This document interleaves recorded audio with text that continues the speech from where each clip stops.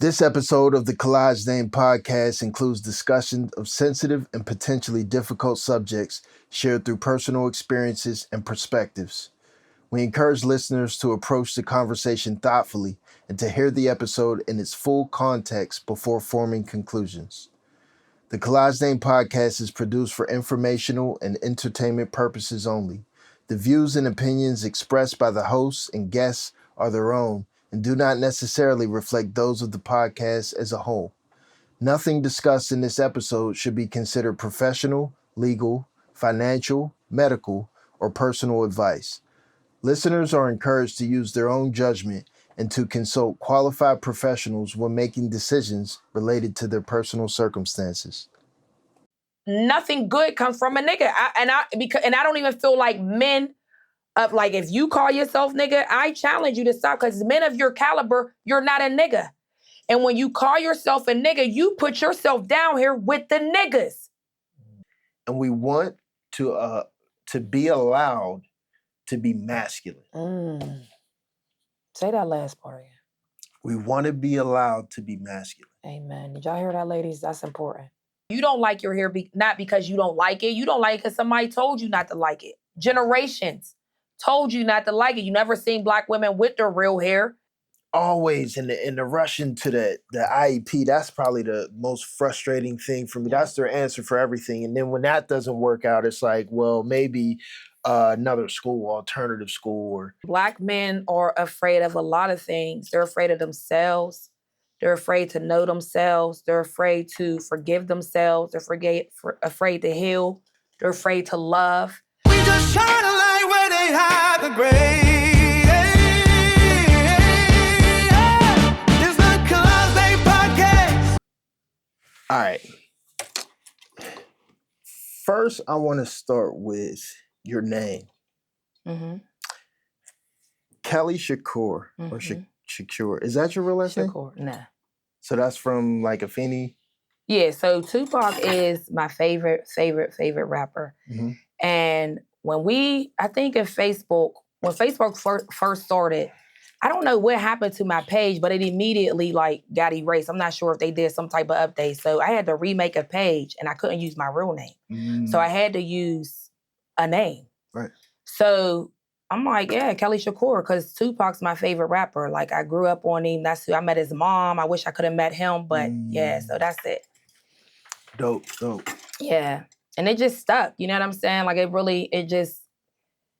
wasn't even one of them, like, I want to be. You know what I mean? It was just, that's my favorite rapper, and why not? Like, it fits. Yeah. Oh, are we recording? We on this? Oh, okay. Oh, yeah. Like, yeah, so it fits. And it, like, Afeni Shakur, who she was, the Shakur family from, you know what I mean, Asada all the way down to Matube. I might be pronouncing it wrong, but all of them have that spirit. You know what I'm saying? So, yeah, the name is there. It fits. It's me. Yeah. It worked. My bad for not giving a heads up. I'm sorry. No, you fine. So what I be doing, it's like one of my techniques. I try to like warm up and ease into the conversation because often people are like really uncomfortable with the cameras and the lights and you know what I mean? Just kind of easy flow, whatever. So my introduction to you, and I'm pretty sure you probably have no memory of this whatsoever, but I want to say it was early to mid 2000s. So my aunt Pat passed away, I want to say 2012. I could barely remember the year. Wow. And that is my cousin Rob's mom.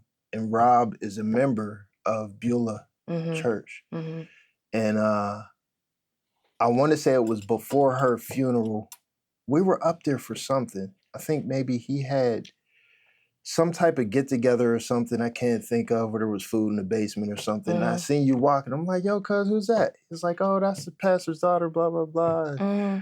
Like, okay. But since then, I think I seen you on Facebook. I don't know if you were on his page or whatever, but that's how we initially became friends because I seen you. Amen. And added you. You remember? Miss Pat? Yeah. Rob's mom? Yes. Heck yeah. Heck yeah. She's a wonderful woman. It was, definitely remember her. That was my sis. Yes. That's dope. Yes. That's what's up. Yeah, wonderful woman. Yeah. Me and Rob is first cousins, our mom's sisters. Pittsburgh super small. Yeah. That's crazy. Yeah. Wow. And then man. look, we all full circle right here. Right. Exactly. It's crazy. Yeah. So your mom's pastor. Mm-hmm. What is that like? What was that like growing up in that environment? So what's deep about that is, what makes it so dope is that my mom wasn't always a pastor. Like, my mom's only been a pastor for like 12 years. So my whole life, like we've always grew up in the church. So I've always been in the church from a baby. But she started off as the church custodian. You know what I'm saying? So like when she was a single mom, that was one of her ways to get extra money. So she would be the church custodian. Then, we we grew up, started getting older. She became like the first female deacon ever at the church. Because, sometimes Baptist churches, they're real funny about having females in any type of leadership position. Right.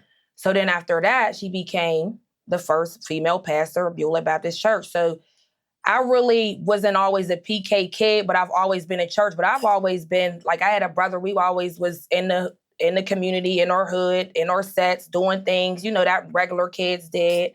Mm-hmm. So we had a real normal lifestyle. Like, it wasn't, but my mom always had expectations and standards for us. Right. So that's what kind of, I would say, kept me a little bit more on solid ground than other people that I hung with. You know what I'm saying? So yeah, it was growing up, like right now, I feel like a preacher's grown kid because I know better now. You know what I'm saying? Now we're in the thick of it. We're 12 years into her pastoring, and now I'm 39. I have to carry some of the load. You know what I'm saying? I have to, and that means that you got to clean yourself up from the inside out. And that's what I have to do. That's what I had to do. That's what I continue to do. So yeah, life was good. It ain't hard being a PK kid. Cause you do what you do. Right. It's just how you do it, I guess. You know what I'm saying? Seriously, because you can't, worldly stuff happens. You know what I mean? You can't be, especially the life that I live. I'm out here in these streets, I'm out here in these trenches. So my walk may look different than other people's walk when it comes to how we're getting souls to the Lord, but we still doing it, but it just looks different. So yeah, so. Out in these trenches, what do that mean exactly? Out in the trenches, to me, means out in the communities. You know what I'm saying? I go hood to hood. I'm not stationary. I can go in anybody's state. I went to Uganda and was in there, like, I knew the people. You know what I'm saying? I just think that the gift that God has allowed me to have allows me to maneuver through rooms that like anywhere. Like, I could just, not be a chameleon and adapt, but maneuver through, So yeah, That's what I mean. Okay. Did that play a role, like, I guess, being the preacher's kid, like, in your trajectory in terms of, so the image that I see in you, I see almost like the if we'll say branding like a product, it would be like the branding of a Fina or a Sada Shakur. I appreciate that. Definitely. Seriously, that's I want to, no, for real, that's a compliment. I really, and I don't mean to cut you off, but I need to say that before you go on, so I appreciate that. Okay. You're welcome. I definitely get a vibe of, I wouldn't say like Black Panther, but like that energy of like soulful, powerful Black woman that, like you said, going in the trenches. Like, I feel that complete vibe. Do you feel like your mom being, in the church, being strict like that, being a pastor, you feel like that helped influence you? Ain't no question. And I'd say it all the time. I feel like that is why the world is making us like disregard church. Because when you really look back in the 50s, 60s, even before that, think about in slavery, that's all we had was church. Whether, the slave master was right there or not, that's what we had. 50s and 60s, that's what they had. They were feeding, Black Panthers were using churches to feed communities, you know what I'm saying, to teach young people. And then, you metamorph up to the singers, the celebrities. When you look back in our generation, a lot of those celebrities were breeded in the church. That's where their voices were produced. So I give it all to the church. My leadership skills. I was praying at 3 years old. I was reading at like, whenever readers read, 5 or 6 years old in front of people though. So all of what people have to learn how to do, by the grace of God, I had already did it. Right. You know what I'm saying? So I'm not nervous. I know that I can do all things through Christ. So nobody could put a ceiling on me. I give everything to the church. And I really, if anybody can hear me, find a church home. You know what I mean? Find you a church home where it don't have to be big. The pastor don't have to drive a Mercedes. Find somebody that can grow you from the inside out, because that's important, because your children learn. Like even my brother, you know, he got caught up in the streets or whatever, even though he wasn't raised like that, you know, and he ended up getting life and he died in prison. Okay. Wow. And very young.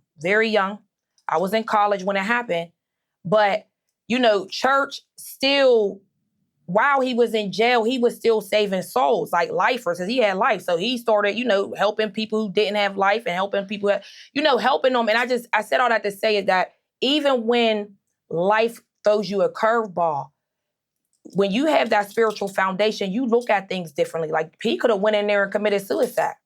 He went in there and started saving. Right. Speaking life, doing what he should have been out here, but you know, whatever, because God has his ways. Right. But that foundation is so important that's what we need to get back to. So yes, I credit everything that I am, everything that whoever God is calling me to be, to the church. Right. Absolutely, yes. That's dope. Yes, thank you. Yeah, Thank you for asking that question. That is such a good question to ask, because church, I'm so serious. It's very important, especially for Black people, because that is our beginning. But the world is trying to make it like, we don't need church. I can worship in my house. No, you can't. You can, but is your house holy? How you worshiping and you smoking weed in the next room? Or sometimes you have to be amongst fellow believers to feel, you know? Yeah. So thank you for that. You're welcome. So you had brought up that there were moments where we had disagreements, we'll say, on Facebook, right? I don't remember exactly what the disagreement was. I remember it had something to do with, I wanted to talk about evolution. This conversation doesn't necessarily call for that right now, but I wanted to kind of piggyback off of your church discussion and, you know, how people need it. And this is not necessarily pushback. Pushback. Well, I can't really push back against the church, though. Okay. What I can do is maybe kind of speak from the perspectives that I understand about the people that aren't in the church. Absolutely. Where I've heard people, you know, advocate completely against church, and they use science, you know, evolution, logic. Me, I'm a science guy. So, like, I'm an engineer, so I've been into science my whole life. My whole thing is I can dive in and out of that and, you know, put God and science in the same sentence. So a lot of that conversation don't really work for me. Gotcha. For you know, people trying to disprove it. Right. What do you say to the people that, you know, they back it up with science, like God's not real? Like, how do we help those people? I mean, me, honestly, I'm 39, man. I'm not here to persuade minds. I'm not going back and forth with somebody who's saying God ain't real. If that's what you feel, that's what you feel. I know God is real. You know what I'm saying? I feel him. I know, you know what I mean? There's instances that I know for a fact that he's real. But I mean, all I can say is I respect it. What can I say? You know what I'm saying? I can't debate them, or we'll see when we die. And I'm not saying it as a check to you, but you said, because if we die and there is none, then you right if there isn't. But how do we know? You know? So I'm not here to really, I don't think my mission is to battle. I feel like I had a good time back in the day with that. You know what I mean? Debating and things like that. But for things that I feel like in my soul that I know is fact, I'm not debating it. You know what I'm saying? I'm not. So yeah, so like if you say right now God ain't real, I'd be like, all right. Okay, whatever. That's cool. Dig it. Nah, my own, first and foremost, Yes. I could never say God ain't real anywhere and go home and face my wife. Like, amen. Shout out the wife. Go wife. That's not going to happen. Shout out the wife. But just in general, no. Yeah, no, I feel you.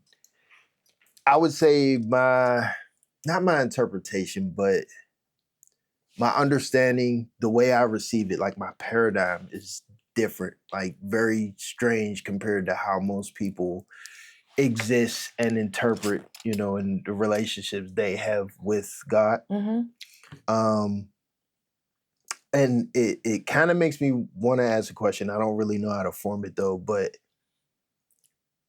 almost like how some people need something to believe something to when they feel lost and it's like, pray, God gives you strength. Me personally, that does nothing for me. It's literally like and I won't say I do it all on my own, like I don't need God or nothing, but it's more like a pick myself up by my bootstraps type conversation, without going too deep in the rabbit hole. I feel like there are people that absolutely need God, something, whatever, to help pull them out. Definitely. But when we're having this conversation about, going in the trenches, helping people, is it just kind of like, I'm here with God to give people, what they need, or? No, not really like that. Like when I talk about trench work, like trench work is consistency, right? So we're not talking about like just going in somebody's community, like, hey guys, we're here, God's here. I don't even bring up God because I feel like God is in me. Right. So when I go into these trenches, I'm taking the Lord with me. They should be able to see him through me, through the things that I do, through the way that I move. Anybody should, like, I should not be able to be amongst the world and I should be able to fit in. Right. So that's when I look at it. Like trench work is doing just that. The consistency, seeing what needs to be done, seeing a need, feeling a need. A lot of my needs I do with kids. Like for instance, when I used to work for, I'm not going to say the place. I used to work for a place, but I was stationed at Faison. I love Faison. Shout out to Faison. They are doing a wonderful job over there in Homewood with those young people, especially with culture. But a young boy came to me and was talking about how he wanted to go outside. I'm like, well, go outside. It's beautiful outside. He's like, Miss Kelly, I can't go outside. I'm like, why? Because it's so trashed out. Like, it's dirty. I'm like, bro, all right, let's go see. I go see. Trash. I'm talking about tire type trash. Tires. There was all types of just bags of just, like somebody's just been dumping. So the young fella, long story short, we're going to wrap it up. But long story short, the young fella basically needed his area cleaned out. Now, I'm not from Homewood, like I said earlier, but that was something that I felt like came to me on my plate. And I'm a type of person that I don't have to wait for nobody. And this is what I mean about just not even mentioning God. Like, I don't have to mention God, but God is through me. So it's like, okay, well then the next step is cleaning up his area so he can go out and play. Like, why is he can't go outside his house and play? So that's exactly what we did. I linked up with Faison. Next thing you know, it was a huge cleanup for this young man, and he was the center of it. You know what I'm saying? And I think the news came out and talked to the young boy, and he talked about the importance of basically having a clean area. You know what I mean? And that's what I mean. Like, I don't have to go around and be like, oh, I'm the pastor's daughter. Oh, I'm God. The scripture says this and that. If you're living it, it should just be. You know what I'm saying? And that's why I don't knock nobody. Like, if you don't feel like you need anybody to tell you, like, I hear it all the time, like, I don't need a book to tell me how to live. And that's cool. That's a blessing. You know what I'm saying? But just make sure you live in it. I mean, like, I can't, like, just make sure you're doing the work. That's all I worry about. I just try to make sure that I'm doing the work that gets brought to me, because my gift is with the young people. And the young people are our future. Right. So if I'm not doing what I got to do, or if I'm not moving the way God tells me to move, or not like taking the things that or getting put on my plate, then what good am I?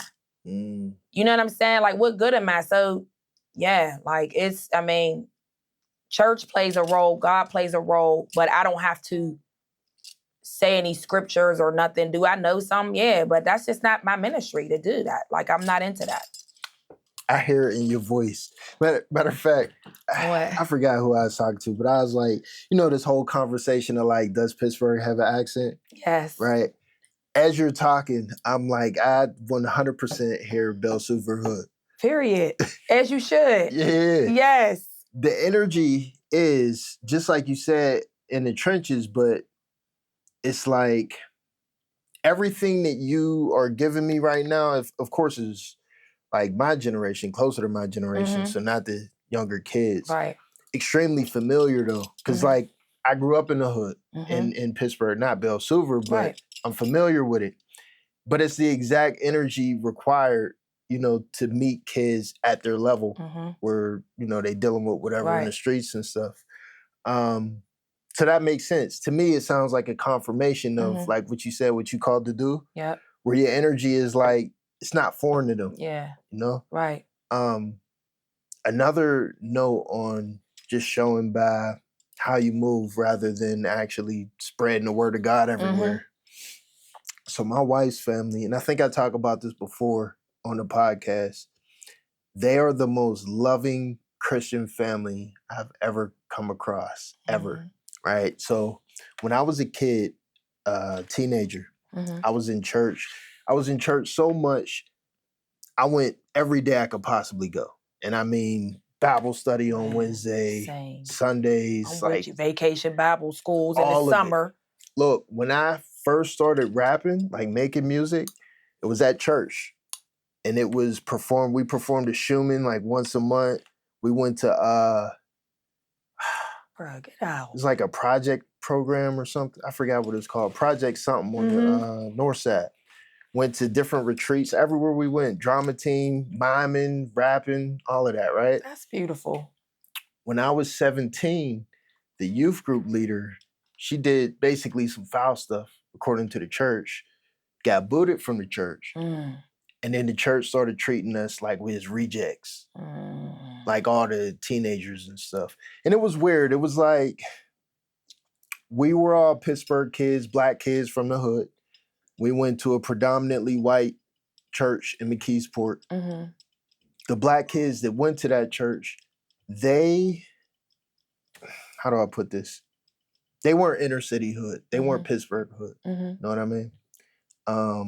And we were sheltered.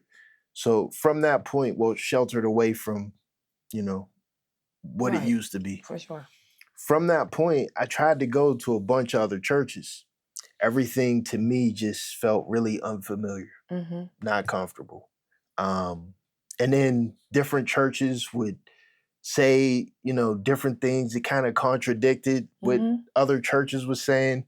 I couldn't find what made sense to me. So at some point, it was like, I don't even need it. I'm just, gonna go without it. As time passed, I started reading more. Started getting more into, the Book of the Dead, like the Egyptian stuff, and learning all these stories that say Christianity's not perfect. There's a lot of lies in the Bible, like these narratives. I learned so much that it got to the point where I just felt like being a Christian wasn't helpful for me. You know what I mean? I grew out from that because I kept learning, but there's a lot of people still in that phase. They want to argue. They want to prove that Christianity is false. You know what I mean? And dealing with, this is where I bring it back around, and dealing with my wife and her family and stuff like that, they refuse, like there's no arguing, there's no issue. Everything is 1000% love, help, hugs, warmth, and you feel it, right?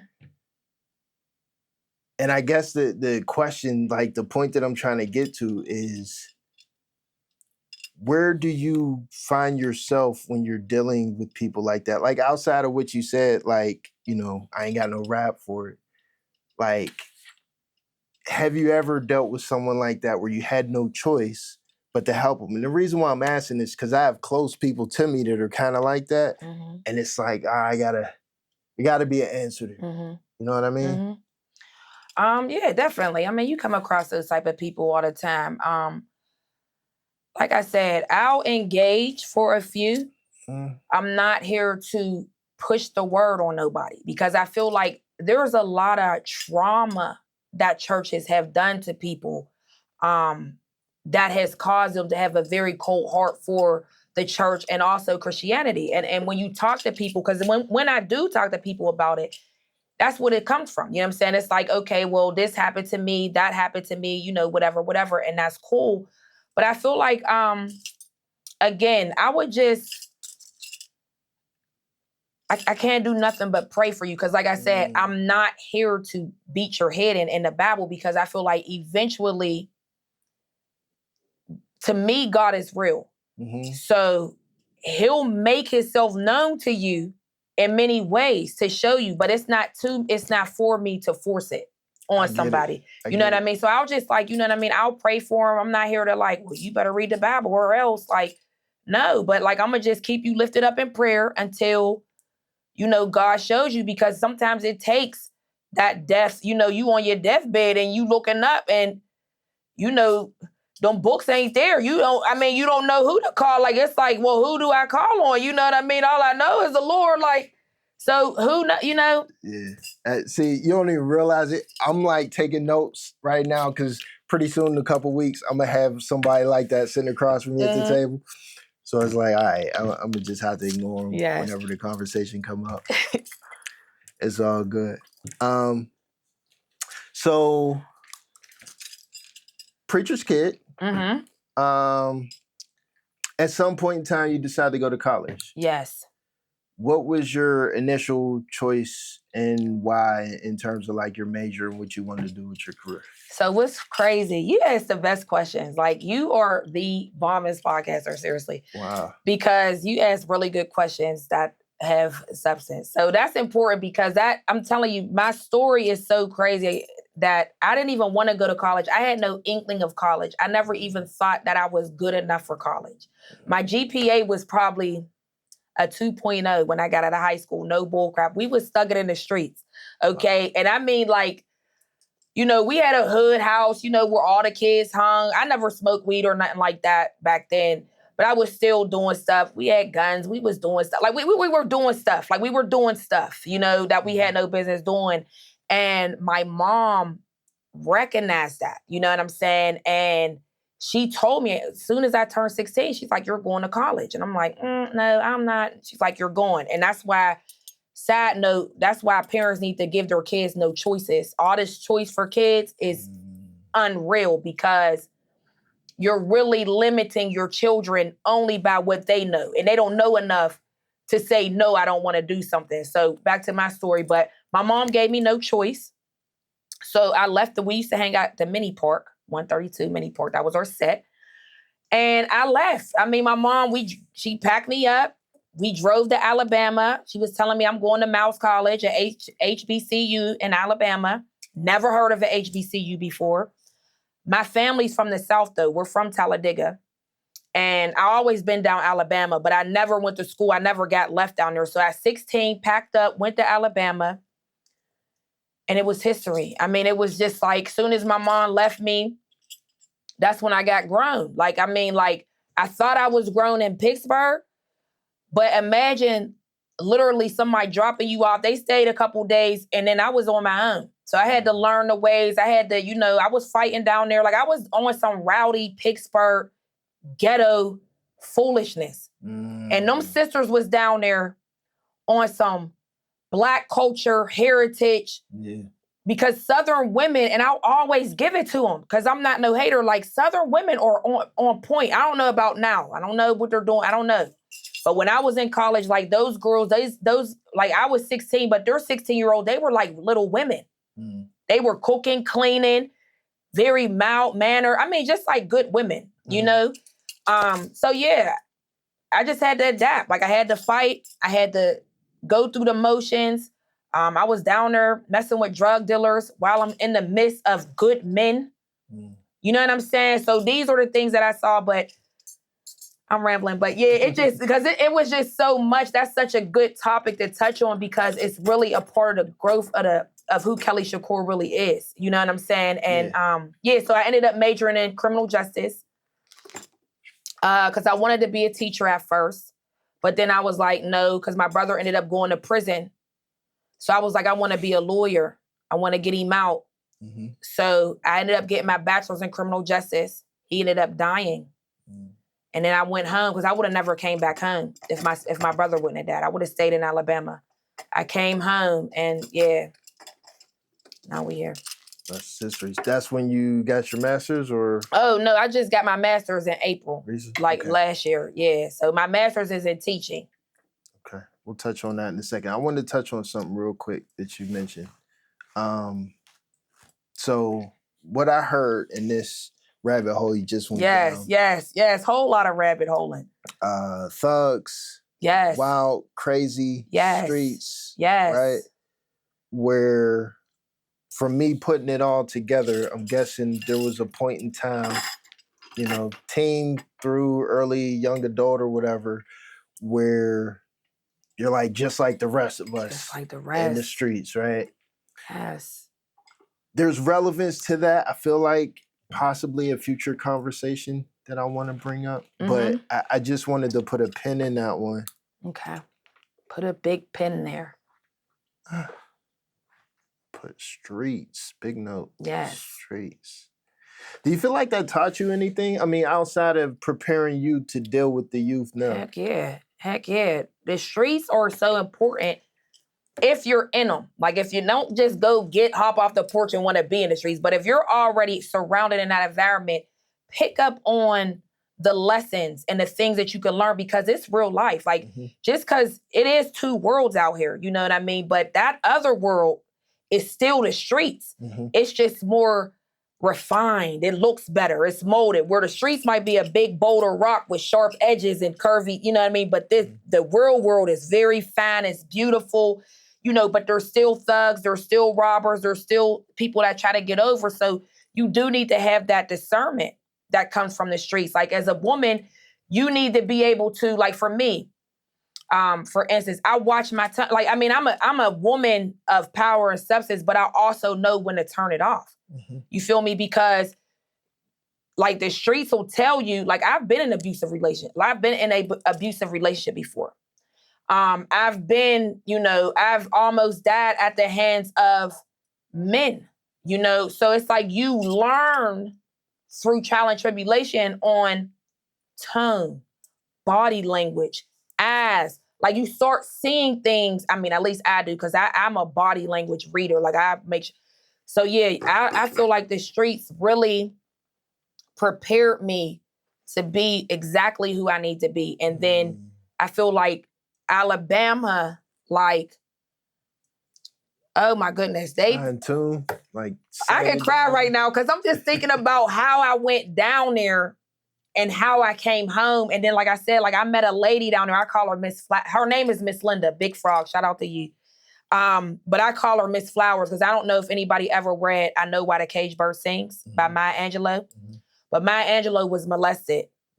And I can't, you might read the book, but she did not speak for years until she met Miss Flowers. Miss Flowers is the one that got her to talk. My Miss Flowers was Miss Linda in Alabama. She helped shape me into a lot of who I am too. You know what I'm saying? Because when I went down there, she loved on me. Then she got me into a church. So I found a church home, which is exactly what I needed because I was already in church. You need that foundation. Right. And and then she just poured into me for the rest of my college years. And like, I'm so grateful for that, So yeah, streets prepared me for sure for everything, to go to Alabama on my own, to come back, to deal with the isms and the schisms, to deal with funders, to deal with this, to deal with naysayers. It prepared me all the way around. Yep. So what I hear is a woman that's prepared, whether it's on the street level, like you are able to meet someone's energy confidently and be able to understand, communicate, but at the same time on the corporate level. Absolutely. That's a fair assessment. Absolutely, very fair. Do you see? Okay, me as an engineer, like I said, being from the hood, for a long time, I've been able to play both sides of the fence, right? Have almost a chameleon personality where, all my corporate friends, we could go to I forgot what they're called, but the brewery, drink beer or whatever and talk tech. But I could still go, my homies, and, they all smoking and we chilling on some steps in front of somebody's porch or something like that. But I'm the main one that's in my peer group that can do that. Where if you put them together, it's like oil and water. Is that it? Like, have you noticed that? Yes. This podcast is, I guess you'll say, my goal to try to bridge those gaps. And this is my way of saying, like, hey, my homies from the hood, my peers, like, y'all have questions. You have struggles. You have issues, whatever, things that you want to understand. And I want to get you into an environment and allow you to hear these stories and explanations by these corporate people. And at the same time, you have the corporate people that have no idea why people in the hood are the way they are or what they do, to where you could kind of blend them together. Do you see the same dynamic, like, from your perspective? Yeah, I definitely see the same dynamic. It's rough to kind of merge those type of worlds. I try to bring it to my friends. Like my old friend, she's not my friend anymore, but like I would take her to my HBCU homecoming. You know what I'm saying? Like, that's a world that she's never been in. But I would take her with me when I go. So even maybe just subjecting them very slowly into those atmospheres, or just bringing it to them, you know what I mean? Like, because I'm not sure how it would be if they show up at the brewery while your friends are there but if you create that atmosphere, because you are the middleman, you have the power to even facilitate that. Like, all right, fellas, without it being uncomfortable.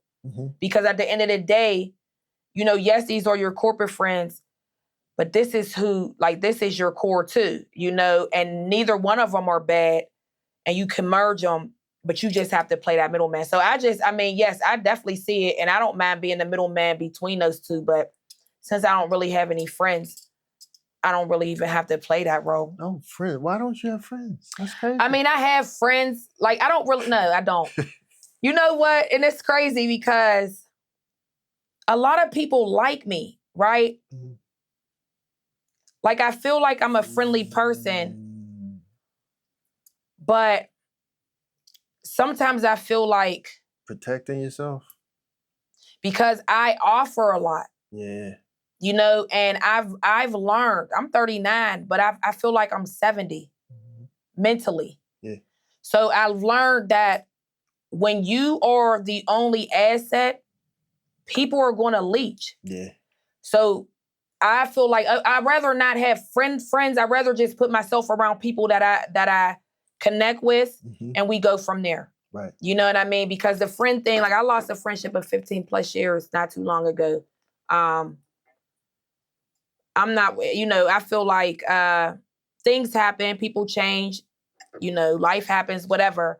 But I don't want to put myself in that predicament no more, where people know know me, and I open myself up. And then, because at the end of the day, I'm the one people want to hear talk bad about. See, I'm not saying you're a nobody, but you would get more clout if you're talking about me than me going to talk about you, because then they're like, well, who?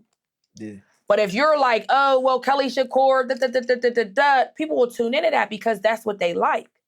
So just protecting myself, especially where I'm at in my life now, like, I have a whole lot to lose. I don't even move like that for anybody to even say nothing, but I'm just saying, like, you got to think, a best friend of 15 plus years, there's lots of things that we've done. You know what I'm saying? That nobody knows. But just like, yeah, just not even putting myself out there for friends. I don't really have to have friends. Just people that support me and are there for me like I'm there for them. We don't even have to have a title. Yeah. That makes sense. You said a big valid point right there too. A lot to lose. That's one thing that one thing about me I feel like I've gained, especially at this point, is having a lot to lose. Where actually I'm trying to get myself out of the mind frame of thinking that. I'm trying to think of it as my material items are like, house, car, whatever is like losable, where Absolutely. it's not binding me. You know what I mean? Because there's definitely an urge of urgency, like whether it's paying bills or something on the house. Like I just paid for a new roof last year. Oof. Amen. Crazy. I know. Expensive. But before that, I'm had high blood pressure down there, going around crazy, like, oh my God, I need to fix this, blah, blah, blah, because the fear of losing it. There's people in the community that don't have a lot to lose,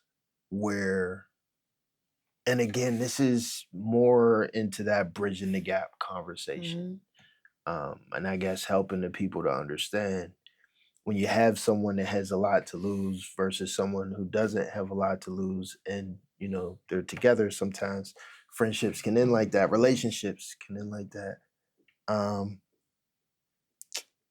Is there anything, like any scenarios or situations you could speak to that involve something like that? Yeah, I mean, my best friend, that situation. Yeah, exactly. that situation. Like, it was rough because, like, to me, how it played out without having to tell the whole situation. When you get courts and things involved and things very minute, like if you owe somebody money, you should pay them back. Right. Okay, so I want my money. You know what I'm saying? Of course I want my money. Right. But things happened where it wasn't able to happen. Time progressed. I asked very politely for my money, whatever. And then long story short, she went to court. She did all of this stuff. And one thing I don't like being in front of the white man. Like, that's what I'm saying. Like, when we talk about a lot to lose, I don't have to go in front of the court to solve problems. I'm not a combative woman. Even though I'm very strong, I'm very level-headed, I'm very logical too. So I don't have to go to court to solve my issues. So that right there showed me a lot about our friendship, on top of not paying the money back. And I feel like that's what happens when you deal with people that don't have nothing to lose. She took you or you took her to court? She took me to court. And this isn't, like I said, it's not no trash. Like, I love her to death still. Like, I love her. But at that moment, in that time, I did not understand the ways that she was moving. And that's cool. We're not where we're at, but still all love. It's still all love. Yeah. Like, if she was to ever call me right now, like, not for no money, but like if for some support, yeah, but I just feel like we just have to be careful your energy, resources. With the energy and resources, because time doesn't matter. Like, you could be with somebody for years and just like that, they do something that just be like, dang, like, where did that, like, that was way out of whack. And then it makes you think like, well, have you been feeling like that this whole time? Because I would never have done that to you. Right. You feel me? So then that's where, because I'm a Sagittarius. So I don't know, people know, Sagittarius, we think. So I'm thinking like, well, and that's probably why I don't have a lot of friends, because I always feel like somebody's trying to, and it always happens. Anybody that I let close, I always feel like they trying to take more from me than I can get from them. Fire sign. I'm a Leo, so I completely understand. Yes, Leo. Yes. Yeah. Should rock my line chain. Yeah. Code switching. Is that a thing? Not for me, but yeah, it's a thing for everybody else. In the corporate environment, you know, you know what? I don't feel like I ever have to switch. I feel like when I go in corporate environments, they always want to know who I am. You know what I'm saying? And that's what I mean about the energy that I'm blessed with. You know, like I don't never feel like I purposely go into those spots with the fro out, with my, you know what I mean, some of that black grit and grit. Even if just the fro, my jewelry, my stance, my conversation, how I like they want to know who I am. So I don't ever feel like I got to code switch. That is a blessing. That's a thing to not have it in you to where, like me, it's automatic. Like I do it without even trying. And it's, I don't know if it was like trained into me. It's conditioned us. It's in us, all of us. It was in me too. How'd you get out of it? Because I started realizing that I don't have to. Like, you don't have to. You're educated. You could teach engineering if you wanted to, I'm sure. You know what I'm saying? You could create things. Like, I just feel like, why do I have to act more like that when they want to be like me? First of all, that's my first thought. Second thought, 9 times out of 10, I'm far more educated than half the people in the room, and we're not talking about degrees. So, I guess to add a little bit more context, I think mine is more so a fear of failure in the corporate world, where, good example, my first episode of my podcast, I'm like this, and got my hat on like this, and, you know, it's like normal dude, right? My dad sees the video, and he's like, why are you on there like some nigga? You need to fix this. You don't, like, you need to clean that up. You look this and that. And like that's the energy that I have from not like most of my family, but from different sources around and stuff, where there's this concept of there's black people and there's niggas. And I love that conversation. We're gonna get into that's my conversation. Where my dad was like, don't look like you a nigga, because there's or act like you a nigga, because there's a world of people that don't appreciate or respect that. And that concept, you know, to me, that's embedded in me is like, when I'm with my dudes, like, yo, dog, fuck something shot, know what I mean? And when I'm at work, it's like talking completely different, you know, and that basically is code switching, where at some point it's like, damn, I feel like I can't even be myself. You know what I mean? When I'm in this environment, because there's a fear of, if I do, they won't be like, what's that? Like, you in the hood, I'm gonna give another person a job. Or I'm not gonna give you a raise. I'm gonna, you know, take away your office and now you're in the cubicle. Like, and I don't know if it's realistic, but it's definitely. I mean, I feel like, okay, so code switching for me is like when you're completely coming out of yourself. Like, I don't feel like code switching, like, I don't switch my voice up. I just don't, because I just feel like it sounds ridiculous. Hey, guys, like, I mean, I only do it if I'm playing around, but I feel like, if you're not fully coming out of yourself, like, because you do have to learn how to move through the room, right? Yeah. So there's nothing wrong with that, but when you start coming out of yourself to please people, that's where I feel like code switching is. You know what I'm saying? Because like you said, like, why would you talk to them? Like, what's up, my nigga? Like, these are probably, you know what I'm saying? Like, why would you go to them in that mode? It's just two sides of you. Yeah. And I feel like there's nothing wrong with that. You have to be like that in America. Especially as a black person, especially as a black man. Yeah. So there's nothing wrong with that. Now, when you start shucking and jiving and they pat you on the head and that's a different story. But you being who you are, that's who you are. You are two people. You have to be. You're two people. You're this brother in the hood, and then you're this brother in the corporate world, but it's still you. You know what I kind of equivalated to?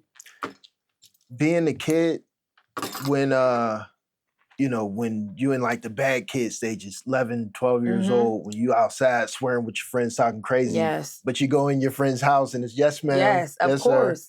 Or like, you know, you met a chick, maybe you're a teenager, and you met her, you know, wild on the block on some crazy stuff. But when she introduced you to her dad, is yes, sir. I'll have her home by 11. Right. Sir. And that same concept of respect is kind of, I don't know if it's like I told myself that. It almost feels like a justification in a way. Mm-hmm. But I won't say I feel like I'm being fake, but I definitely feel like there's times when I want to say some nigga shit and I can't. But In a corporate environment. I feel you. You know what I mean? I feel you. I feel you. And I mean, if you feel like it, I mean, depending on what you want to say, you know, but Just I mean, throw it in there. I feel like if they're your friends, they'll respect you. And I Right. feel like, you know what I mean? If you can't be yourself, Mm-hmm. then they're not your friends. But I feel like nobody at work is your friends. Nobody? Like nobody can be? I'm not saying they can be, but I mean, I'm not saying they can be, but it just depends on your environment. Like if you trust them enough to be, because you should be able to be yourself. Right. But if you feel like you can't, then don't.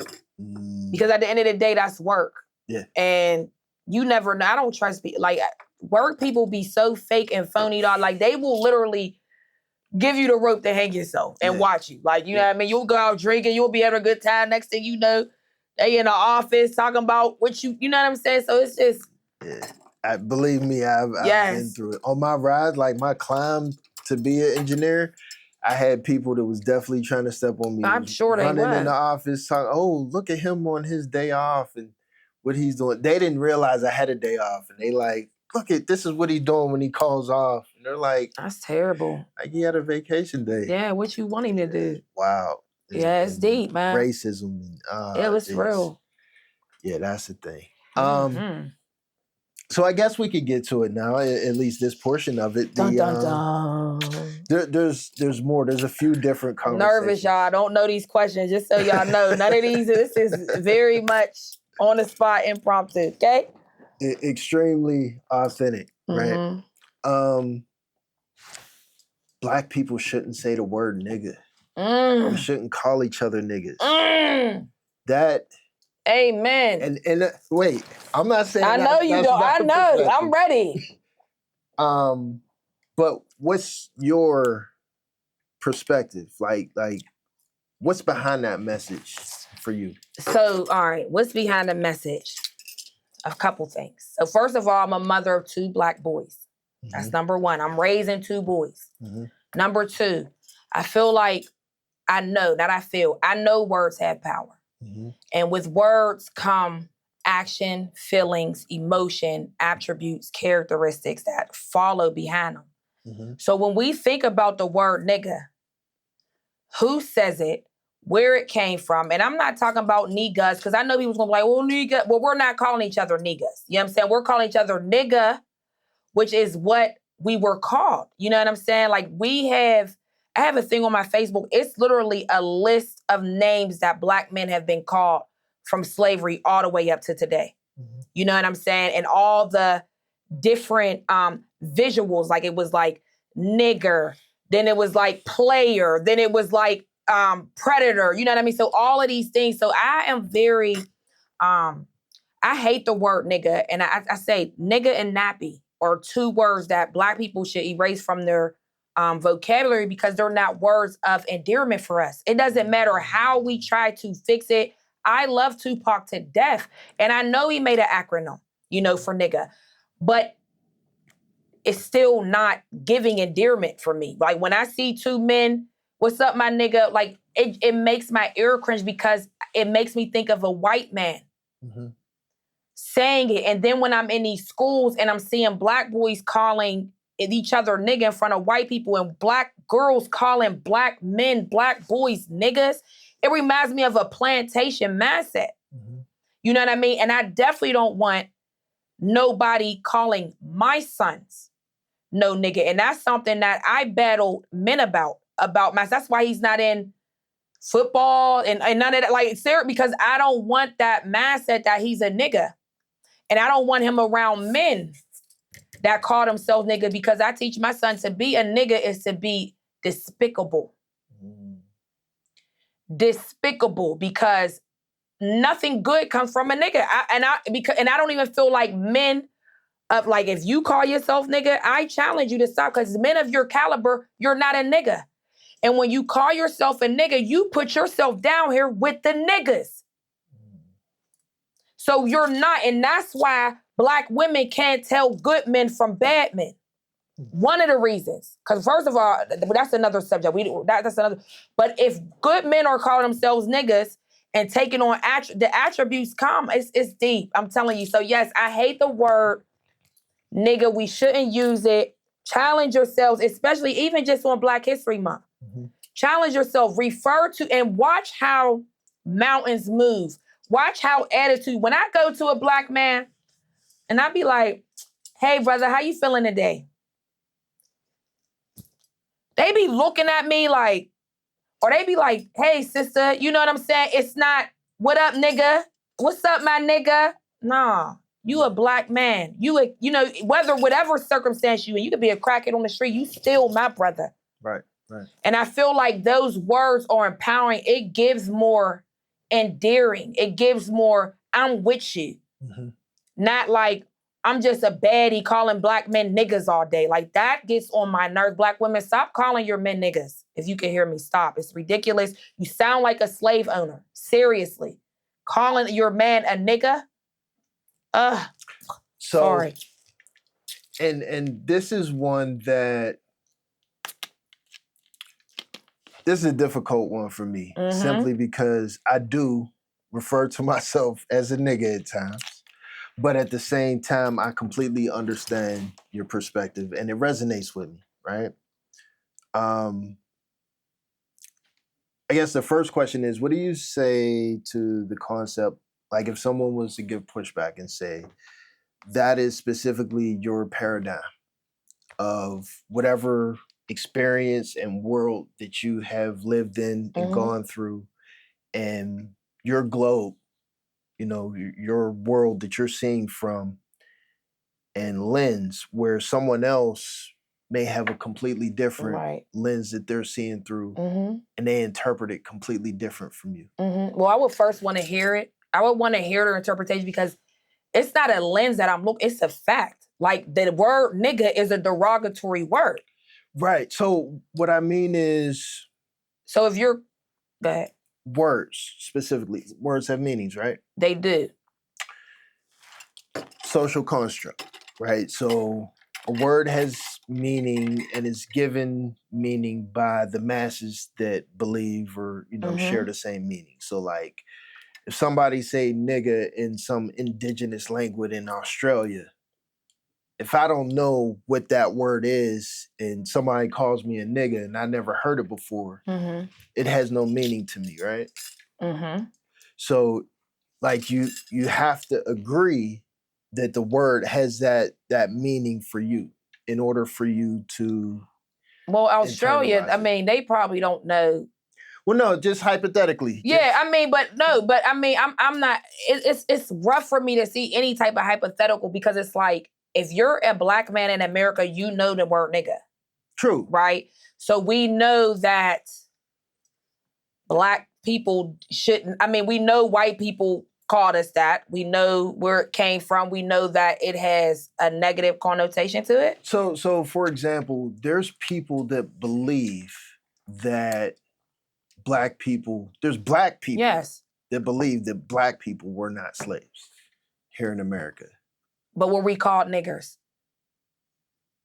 Maybe. I didn't ask that question. So, because regardless of if they were slaves or not, it is still a word. And there's a meme that that's another that's another thing. But yeah, it's a word that Black people were not taught to call themselves. Why would you want to adopt a word that is this is what we have to think about. Why, as Black people, do we want to be negative to ourselves? Like, when I hear Black women calling themselves, I have a list, so bitch is going to sound different. So when they say bitch or whatever, I'm a bitch. You're a dog. Like, when I walk through the hallways, and I'm so mad I don't have my queen chain on. I didn't think they put it on. I'm so mad. When I walk through the halls and I have my queen chain on, they don't even think of themselves as that. Because they rather be bitches. Right. Just like black men a lot of them don't even see themselves as kings who they could be behind, like if they put their potential to it. They see themselves as niggas. So that's what I'm saying. A nigga to me is like a ceiling. That right there. And this is what I mean when I say, like, I want to sit at this table and kind of like, let's sharpen each other. Let's feed off the conversation.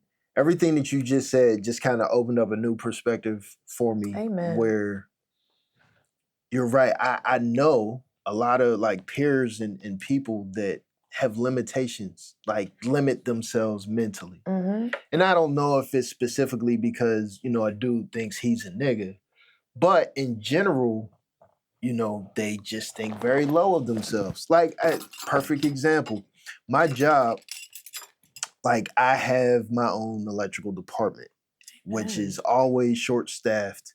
And I go around to all my peers, friends, hey, I can get you in here making probably double whatever you think you could possibly get. Yeah. And most of them, like 90-something%, oh, I don't know nothing about that electrical stuff. Dude, CCAC, you get a program for a year and a half, come out making double, triple what you're making now. Oh, I ain't doing that electrical stuff. And it's like they limit themselves mentally, where maybe there is a subconscious, like if They should I'm do a study on it. putting all these, like verbally, you know, subconsciously allowing all these limitations on myself from what people call me, how people treat me or whatever. The songs I hear, even when I'm here, I'm a nigga, like nigga. And when you hear nigga on these songs, they kill a nigga, shoot a nigga, steal a nigga, rob a nigga. I'm a real nigga. And it's like, that's funny you say that. I actually have a song that goes exactly like, I probably heard it. No, I'm just like, no, but it's deep though, man, because words that we adopt, like even when I look at black women, the women that call themselves bitches have a different mindset than women who do not call themselves bitches. Right. Because we would never lower ourselves down to be, and I literally have to tell black girls, like, have you ever seen a bitch, like a female dog in heat, because that's what it is. Have you ever seen what happens when they come around dogs? Everybody's humping her. Everybody's trying to get some. Why do you want to? So then when you start breaking things down, they start seeing like, wow, words. And then you think about bitch and you think about baddies. You think about all of these girls fighting, doinking men in the head, scheming men for money. All these little girls are like that right now. Yeah.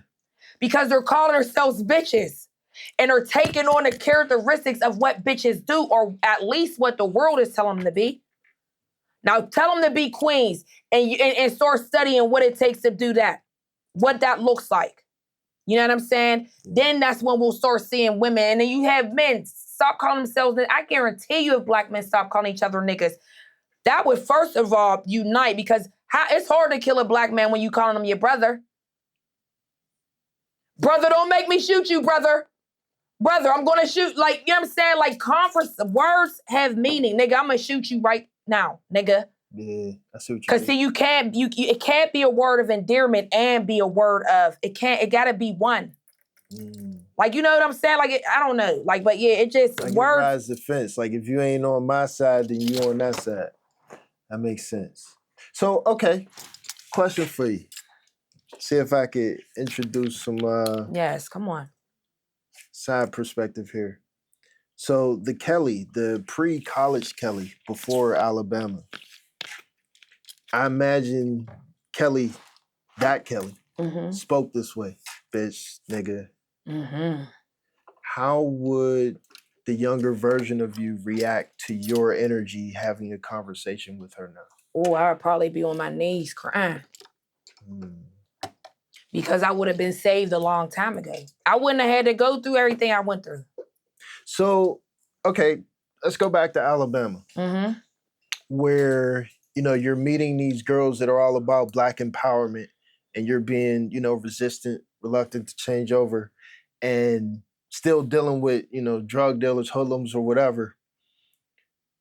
Were you resistant to, like, people that tried to have conversations like, hey, don't be that way, be this way. No. Was there ever any attempt to get through to you and you were like, nah, I ain't trying to hear that? I don't feel like nobody ever tried, because I never was really out there. Like, what I did was very sacred. Mm-hmm.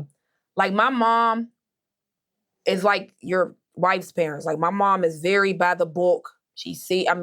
Waits on the Lord, all of that. You know what I'm saying? So we were able to do things without her even knowing. Plus, she worked that night. So everything, like, I don't feel like, I guess what I was doing wasn't really secretive, but wait, what was the question again? Say that again. Like, was there someone that, or a moment of when someone tried to talk to you and push you away and you were resistant? No, I wasn't really out there like that for them to do that. But like, I do remember, like, my mom, like, Kelly, you got to quit straddling the fence when it comes to God. I was young, though. Like, she would call me in from the streets to come in and mime. I had to mime for 2 hours, and then I'd go back in the street, so it was like that. But I always, like I said, I always knew, like, my mom always instilled who I was, so I wasn't really never like that, but we got like that. And,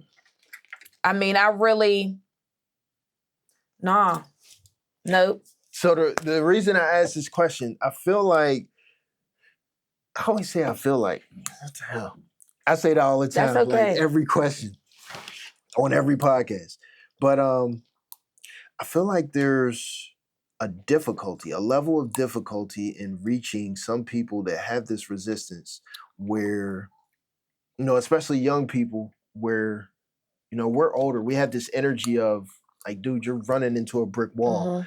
You don't realize what you're setting yourself up for. Mm-hmm. Stop doing this. Do this. Don't go here, go there. Like you said, lack of choice. Right. And even like me being a parent for my own kids to a certain extent, where the reason why I brought up, young Kelly is, how do you speak to the younger generation that is resistant, that is reluctant and just doesn't want to hear about it?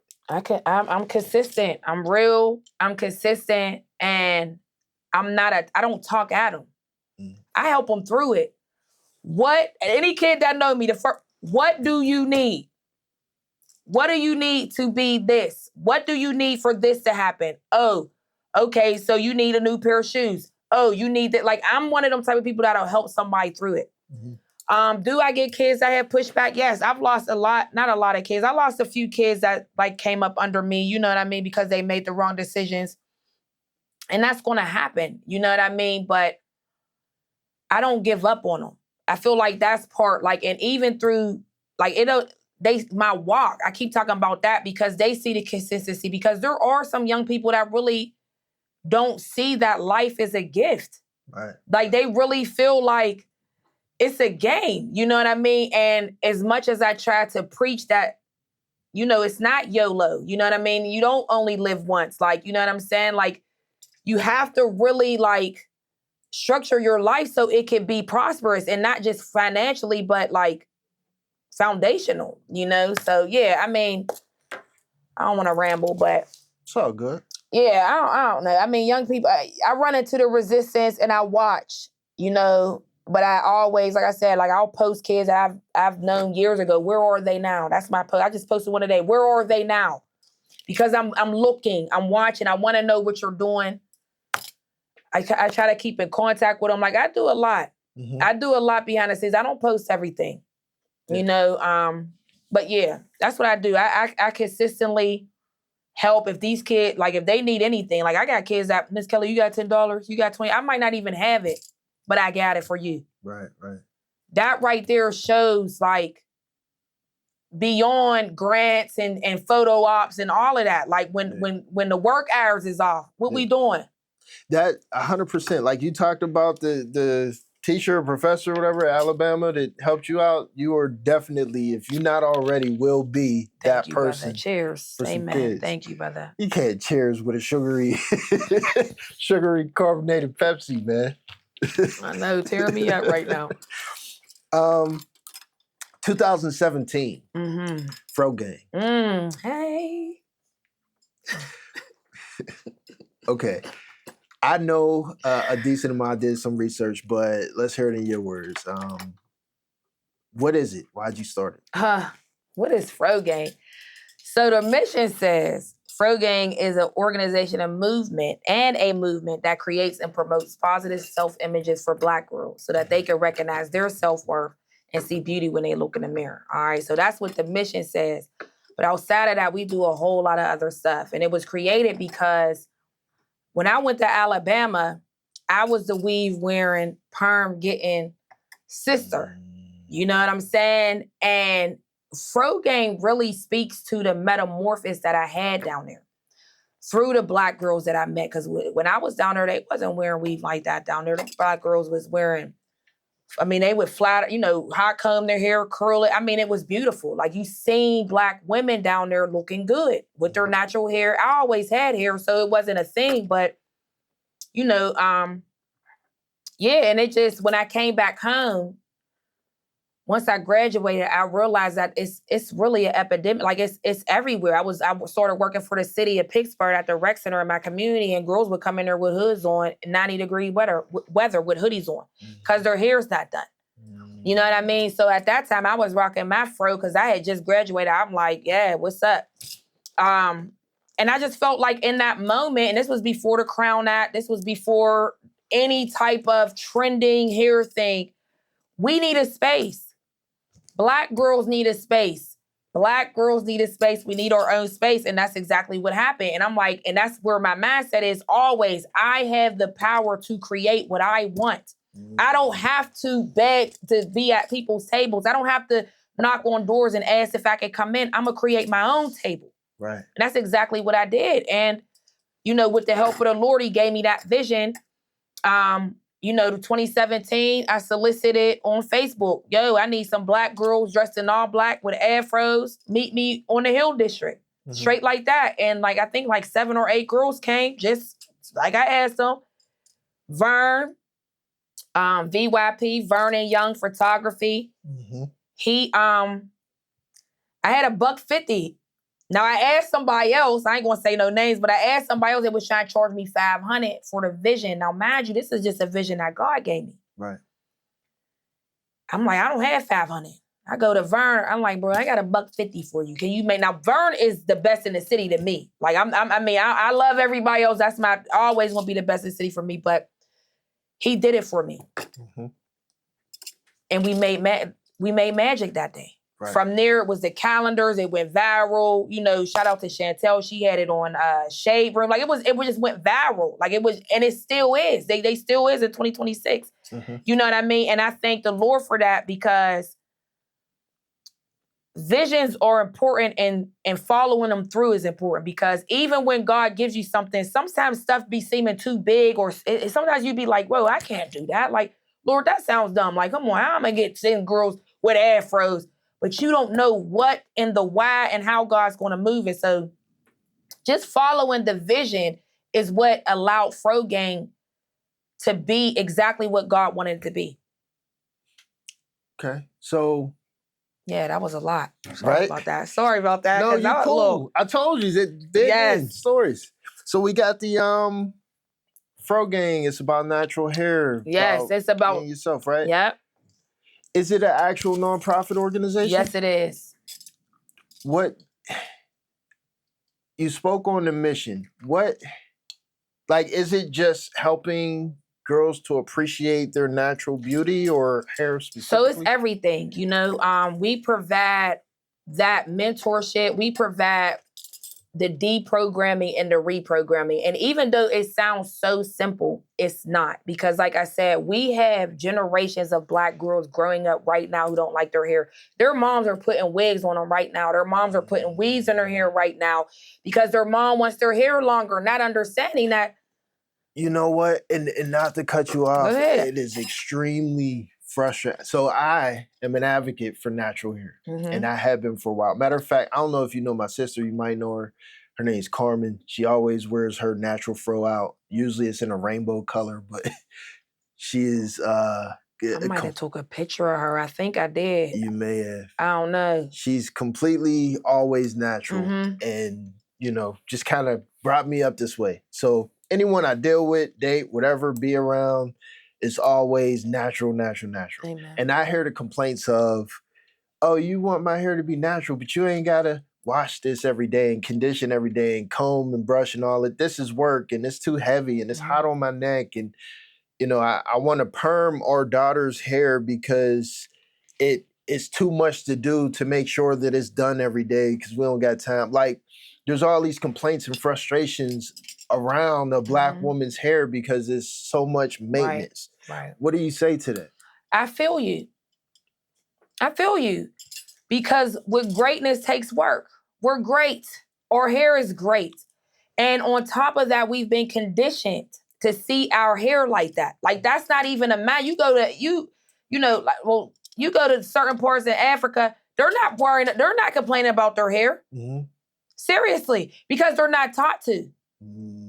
Seriously, I mean, they're not taught to, like, we're taught to call our hair that. I mean, they might have trickled down and started, you know, dibbling dabbling with some American ways. I'm not saying that, but what I'm saying is we've been conditioned to hate our hair from the start. Right. Everything about our hair is work.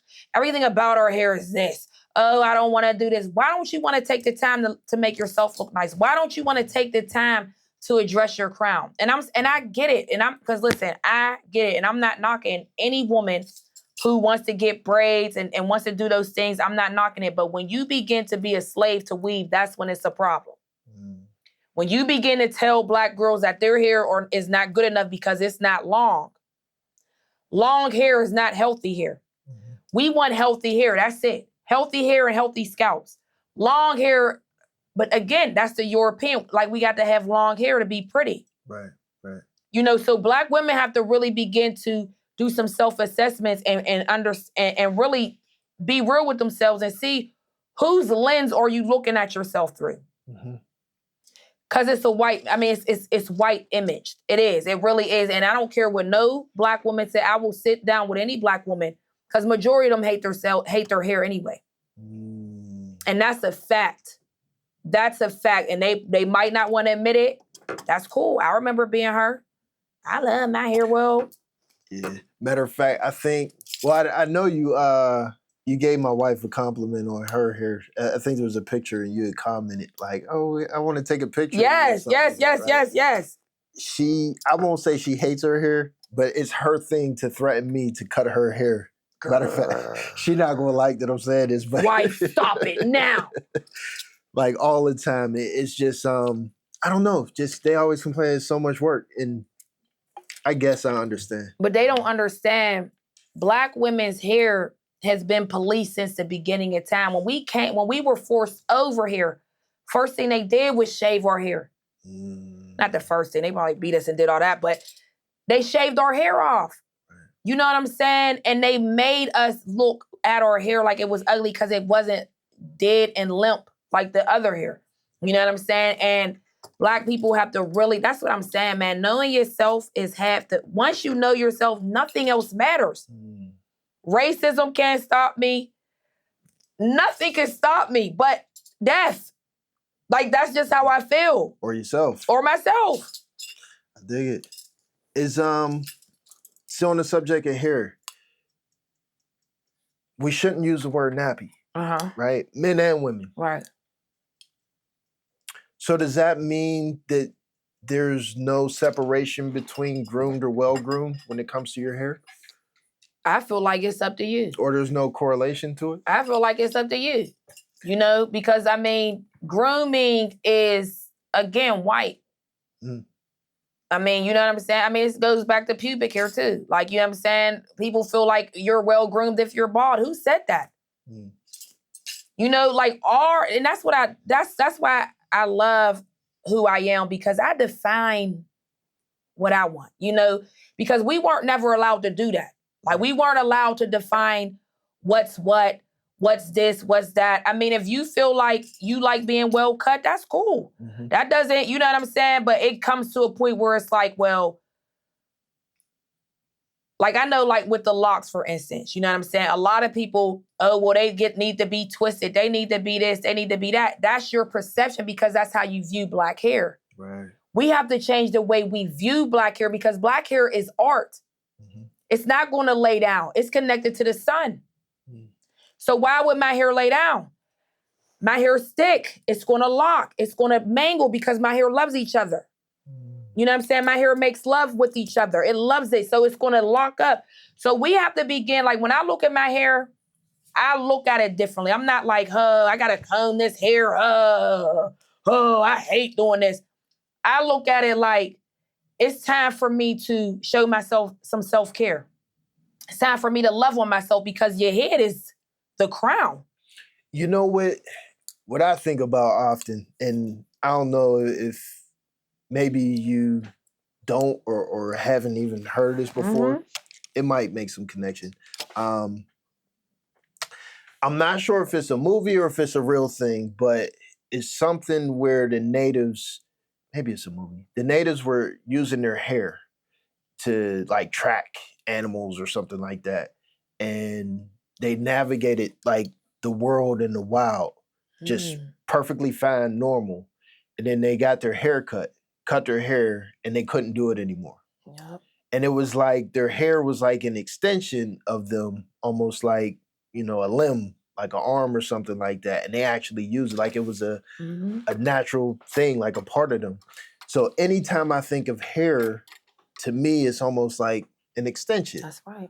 Like a living part, not just something that's just right. growing like a fingernail, but like a living part of you.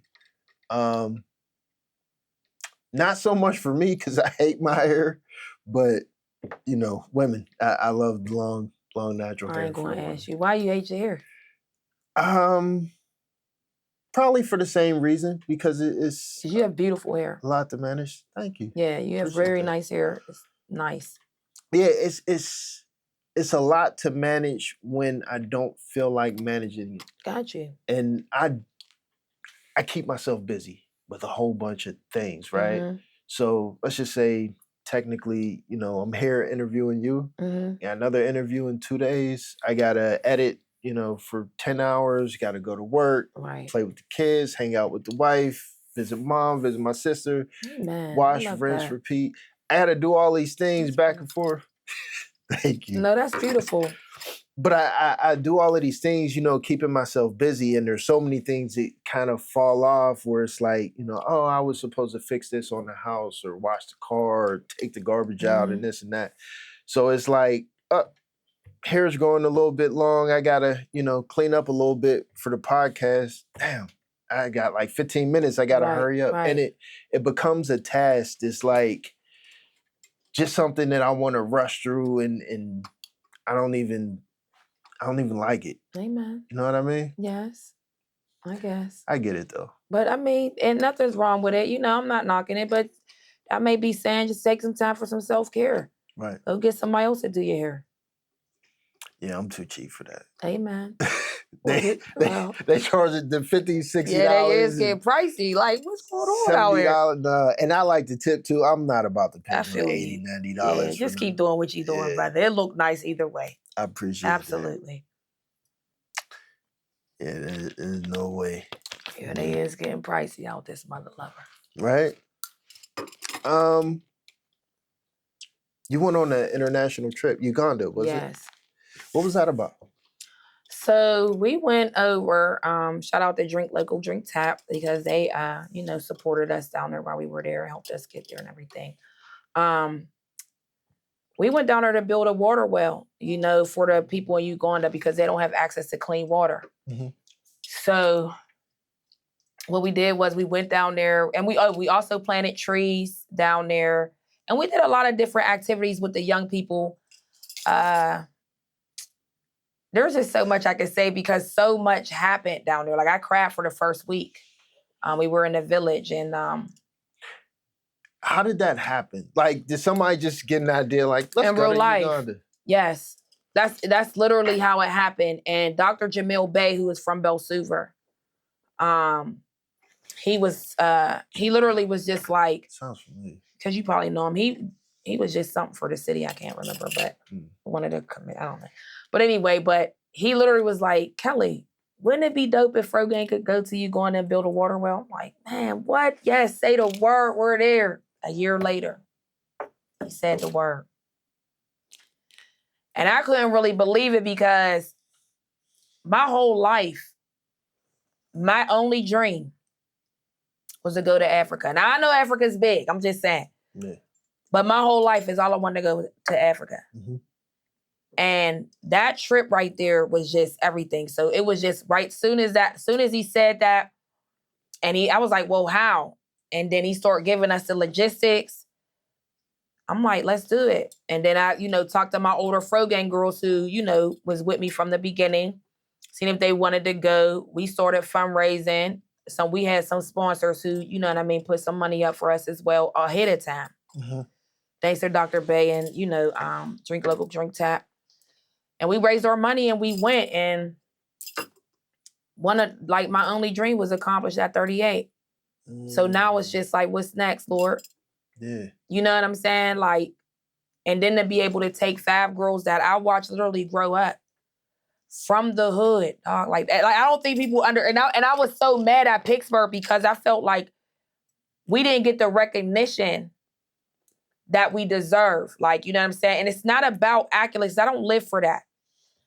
But them girls deserve, so I had to create my own little thing for them. You know what I'm saying? Which is fine, but it was just like, these are the stories that people need to see on TV. Right. That 5 Black girls went to Uganda, built a water well so they could have access to clean water, planted trees in African soil, walked amongst live cows that you'll never see. I mean, watching your people who've never been mentally touched is a powerful thing.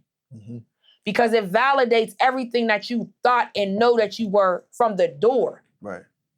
You know what I'm saying? Like a woman like me, like when I went down there, I'm looking at my ancestors like, look at these like 8-year-old herding cows, got cows bigger than him following him. And he's just like, And they're like, eat.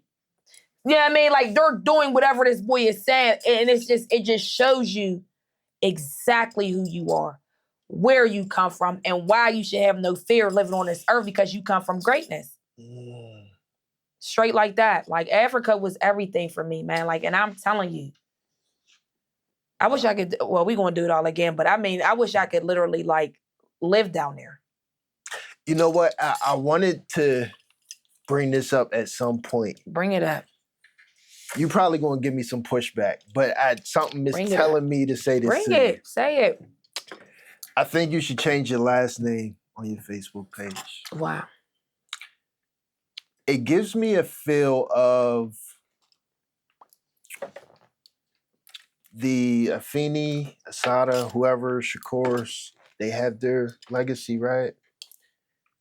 And whatever they left behind, gave off, whether it was a teaching, a following, or whatever, is intended for the next people to take and then rise on their own, and then continue that.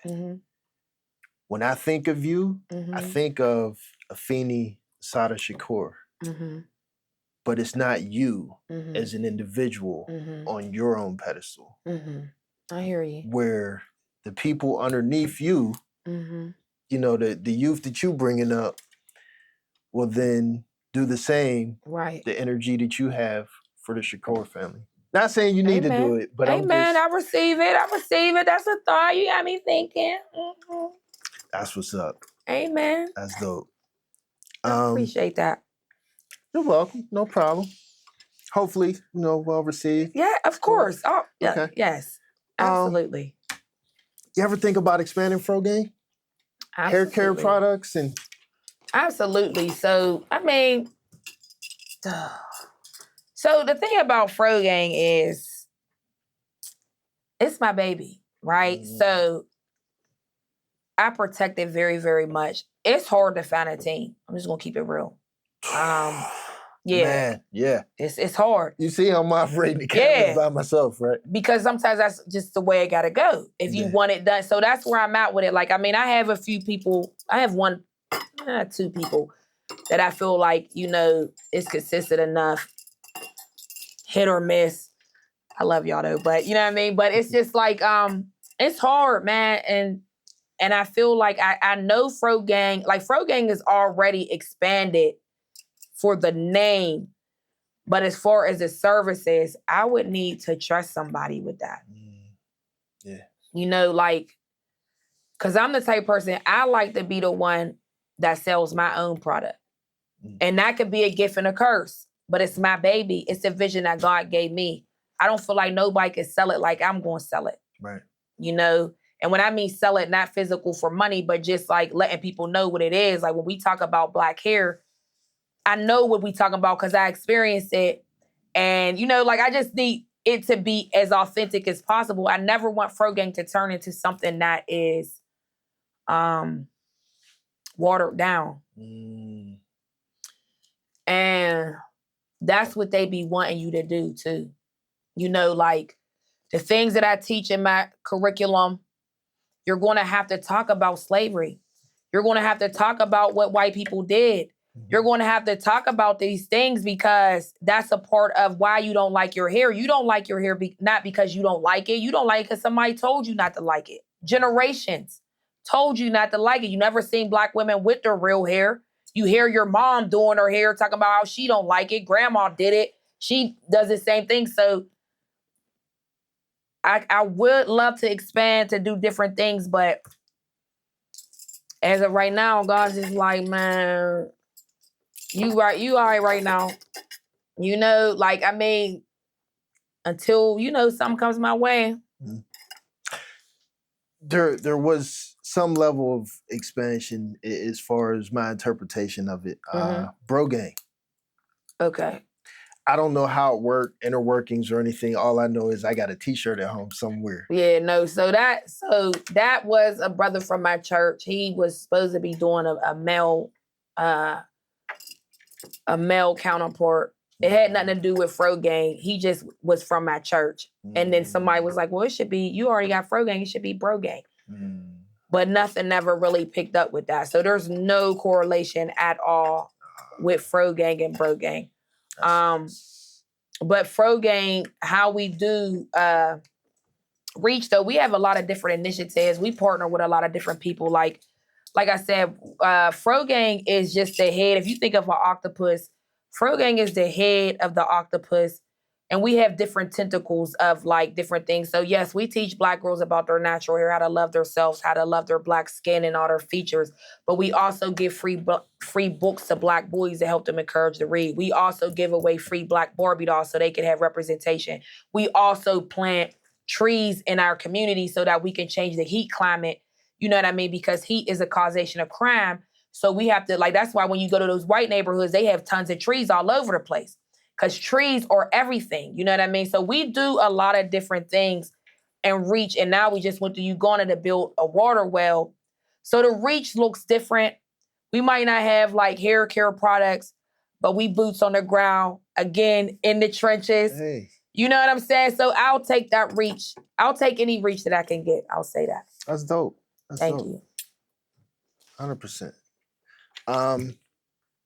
Okay, so I feel like we covered a decent portion of Fro Gang, right? Yes. The college, the master's degree. Mm-hmm.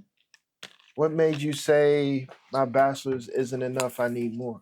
I'm always like that. I'm about to get my doctorate when I'm 40, just so y'all know. As soon as I turn 40 in December, I'm about to get my doctorate. But I'm just like that. Like, I just feel like if my life isn't busy, then I need to be doing something. You know what I'm saying? Because that's the type of, I'm not meant to be stagnant. That's my fear. My biggest fear is to be stagnant or dormant. I don't want to be stagnant. So I know that my life is like, you know, it's what you make it. So I want to make my life everything that I want it to be. So when I die, legacy. Right. You know what I'm saying? Like, I'm not just dying and you throwing me on a shirt. Like, I need to be in somebody's history books. I need to be on somebody's street sign or something like that. You know what I mean? That's the way I move. So yeah, I mean, the master's degree came because I was in, I worked in a Pittsburgh public school. Yeah, Pittsburgh public school was terrible. Very racist, the way the children were treated. You know what I'm saying? And I was in there as a, what was I? Not a project assistant. And I already knew my gift with kids. I always wanted to be a teacher because I was going to be a teacher at Miles. But like I said, my brother dad switched it to a lawyer. So it just made me want to do it. Like, I'm like, I'm a project assistant. And I'm up against these white women who got, you know, their bachelors or whatever. They got their bachelors and they think they're better than me. Meanwhile, I'm in there, I got all the respect of the kids. I mean, the bad ones, the white, the black, the Nepalians, everybody, Hispanics, everybody loved Miss Kelli. People was hating on that. So that really pushed me to get my master's degree. Not because I needed it. It's because I wanted it. I wanted to show that nothing can stop me. And now I'm back. You know what I'm saying? Like, I got a higher degree than you on top of the respect. You know what I'm saying? So sometimes, like, adversity comes to challenge you, to push you higher. You know, and like I said, them white women hated me. I had 7 white women trying to get me fired just because the kids love me that much. Like, I got stuff in my phone, kids crying, don't want me to leave. You would think it was a funeral in that school that day because I had to go. You know what I'm saying? But all it did was just push me, because I said, I'll never forget that lady was like, she's just a project assistant. Even though I have my bachelor's, she's just a project assistant. I don't know why they like her so much. White lady. Now I got my master's. Now we higher than you. Now I'm going to get my doctorate. Now we higher than you, because that's a game that they like to play. I don't even like to play them type of degree games. Yeah. But sometimes, yeah, just all of that to say, yeah, that's what pushed me to get my master's. And on top of that, I'm going to open up my own after school program very, very soon. You know, because I wanted to run like the Black Panthers. We need to be educating our own children. Absolutely. So like Brother Umar Johnson, is that his name? Did he get his school? Because I don't think so. Umar?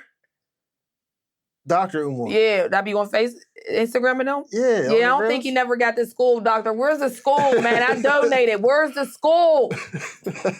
No. I mean, he was talking about it. He was talking about it. He never got it. But I don't want to be that guy. I want to actually get it. And like I said, and it's nothing. I can run it out my mom's, you know what I mean? Excuse me, my mom's shirt, so. What, damn, that's a lot. So, you're not a teacher yet? I have my degree to be a teacher. I can teach. Okay. But I teach. Like, I teach without having to be in a classroom. But your, like, job career is not... Yo, yeah, my job career is not a teacher. No. Okay. I'm a site manager. I bring resources into a school. Is there a reason why you're not a teacher? Yeah, because I don't like to be confined. I don't want to be confined in a classroom. I'm a floater. That's why I like jobs where I can mosey and do the things I need to do, because, again, my mission looks different from everybody else's. Right. You know, I can teach a kid without being in the classroom. You know what I'm saying? I can touch them harder than that teacher touched them. So I feel like that's where I put my energy into. I don't want to be stationary in a classroom. Then I'm only dealing with those kids. I need to be dealing with those kids and them kids and that kid. So that's the only reason why. Yeah. How you feel about Pittsburgh Public Schools now? I think Pittsburgh Public Schools has a lot of work to do. As a lot of these districts do. You know what I'm saying? Most of the teachers are white, which I feel like is terrible. You know what? I don't know that I've ever told anyone this, but I can see... I live in South Fayette now, which is like just around the corner, right? My kids go to South Fayette School District. Some of my kids that are older now, once were younger, were heathens. How the school deals with them and deals with that and try to throw on the the 504 plan and the IEP and all of that. Yep. My level of understanding now, seeing that, is completely different. Especially when I look at how I was as a kid. I was in Pittsburgh Public Schools. But one school that sticks out was Prospect. Prospect Multicultural Center, for me, was mostly Black teachers. All of my teachers cared. They were, I mean, my English teacher, Miss Bailey, like she was taking, you say like you remember. I don't, but I love people that people remember. That's important. Yeah, definitely. So Miss Bailey, she was great. She would take the girls like out, hang out like on the weekends and stuff like that, like girls from the class. My reading teacher, Miss Smith, probably the most influential teacher that I've had like my whole entire life. She actually taught me how to write with my right hand. Well, forced me to. I'm left-handed. Wow. I injured my left hand, came to school, chilling, hanging out. Thought it was safe. She like, what you doing? Yeah, you doing work. Held my cast up like I came right. She was like, no, I use the other one. That's right. And she was, we looked at it like she was strict. To look back on it now, there was a level of understanding, love, just kind of like... Push through, young man. The suburban schools don't have that. Why would they? And this has been a recent thought in my mind. Is there a difference between Black and white culture in terms of like this soul, quote unquote, aspect that we have? Because I would hear someone describe it as these white people in this school don't love our kids as if they are their own kids. But to me, the love in general just feels vanilla across the board in contrast to what I experienced like at Prospect. You know what I mean? Absolutely. Is there just a big difference in culture there? Heck yeah, there's a big difference. So like we love different. We love different. Our love looks different. And unfortunately, what's crazy is some of us love white people more than Black people. Ain't that deep? So what I'll say to that, and this is why I say it's a cultural thing and not necessarily like color or race, because I know Black people that don't understand that soulful difference. Like I've had these conversations where, I'm trying to explain the difference in love and the connection that Black people, our culture, seem to have, in our communities, and they don't get it at all. Like there's a complete, dead silence in terms of understanding that cultural gap. And I don't know how to explain it. I don't know how to put it to people or articulate it that there's a difference. There's a big difference. There's a big difference. And I'm just going to be honest. White people are not made to love Black people. And as soon as Black people understand that, like I promise you, Black people, you will be better off. White people are not made, like the way that we're taught to love white people, because we're taught to. You gotta do this. You gotta straighten yourself out. You gotta we always seem like we gotta do something to make it, to be liked in their ass.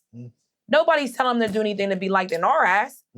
So they don't have to do anything. You know what I'm saying? And that's why when we have these kids in these schools, they're not feeling in love because they're not taught to love Black children or see Black children as needing love. They're just seeing, like I remember I had to tell her, she told me, she said she works in a jungle and she's the savior. So that whole savior complex, and these are white women who really, white women don't get enough. They don't get enough oomph on them, for real. Like, white women be just as bad as their men, worse than their men. Seriously, especially the Black boys, especially the Black women, especially the Black girls. You know what I mean? So just having like Malcolm X said it, why would you think that your enemy can teach your kids and they're going to learn about themselves? That wasn't verbatim, but that's basically what he said. You know what I'm saying? Like, you're letting your enemy teach your kids and thinking they're going to teach your kids to be better than them. You're crazy. So my thought is, like, why aren't we teaching our children who they are before they get into these schools? Because we don't know who we are. Parents don't like who they are. They don't like being Black. We feel good. My kids go to a white school. That's not a flex. Your kids are some of them kids come out broken, damaged, worse than before, worse than if you sent them to a hood school. Yeah. At least a hood school going to get them, you know what I mean? Yes, the education's better, but there's other factors too. And I'm not knocking that because education is everything. But that's the flip side of putting them in white schools, or just around the white people. Like, you do have to deal with other things. And I mean, Pittsburgh Public's no different at all, because they have teachers, like a lot of these teachers are there because they get their loans paid back. A lot of people don't even know that. You go work in a low income school, once you graduate, they'll pay your loans back. That's why you got teachers sitting there 20 years, 30 years with no real progress in their classrooms. Right. Yeah, the secret's out, guys. Yeah. So To clarify my perspective, that was a lot. Sorry, because I go on a tag. Don't play with me about these schools and my babies. Nah, okay? you good. So for me, I'm not necessarily saying, like, I'm not calling white people the enemy. I'm not saying that to point out any racial hierarchy that one is better than the other. Right. My perspective is simply we are different. And like, for example, the people that say I don't see color, I don't like that. Yeah, come on, get real. It frustrates. Kids see color at like 2 years old. Like, stop. Yeah. Probably earlier than that. They know color. And to add on top of that, like I said, I believe there is a difference. Maybe it's just culturally, perhaps. Maybe it's something that's passed down through the generations where there are some Black people that just don't have it. Maybe, they're doing whatever things that the Black community would frown upon. They're like, you done lost your Black card even though you Black. Right. I don't know, whatever. But the point is, there's definitely a separation. And on the subject of schools, when we're talking about this, I use South Ed as an example, but there's other schools too. Oh, no question. Where it's pure vanilla, unseasoned, in terms of how they're treating the kids. Every once in a while, there's like one Black dude there that really resonates with your kids. And it's like, he could probably barely do what he really wants to do. Right. And that's your kid's favorite guy. Yes. You know what I mean?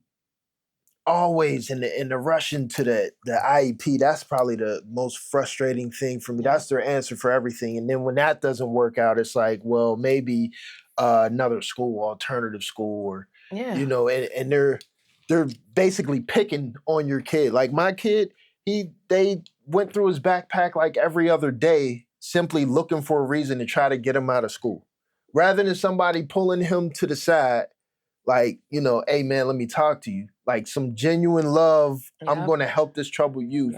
It's all about the numbers of, we need good kids and that's graduating, getting like good test scores, and not tainting any of our other kids, sending a bad signal to all these other parents. And that's a real thing. That's a real thing. Like when I did my student teaching, I'm not going to say where, but it was for Pittsburgh Public School.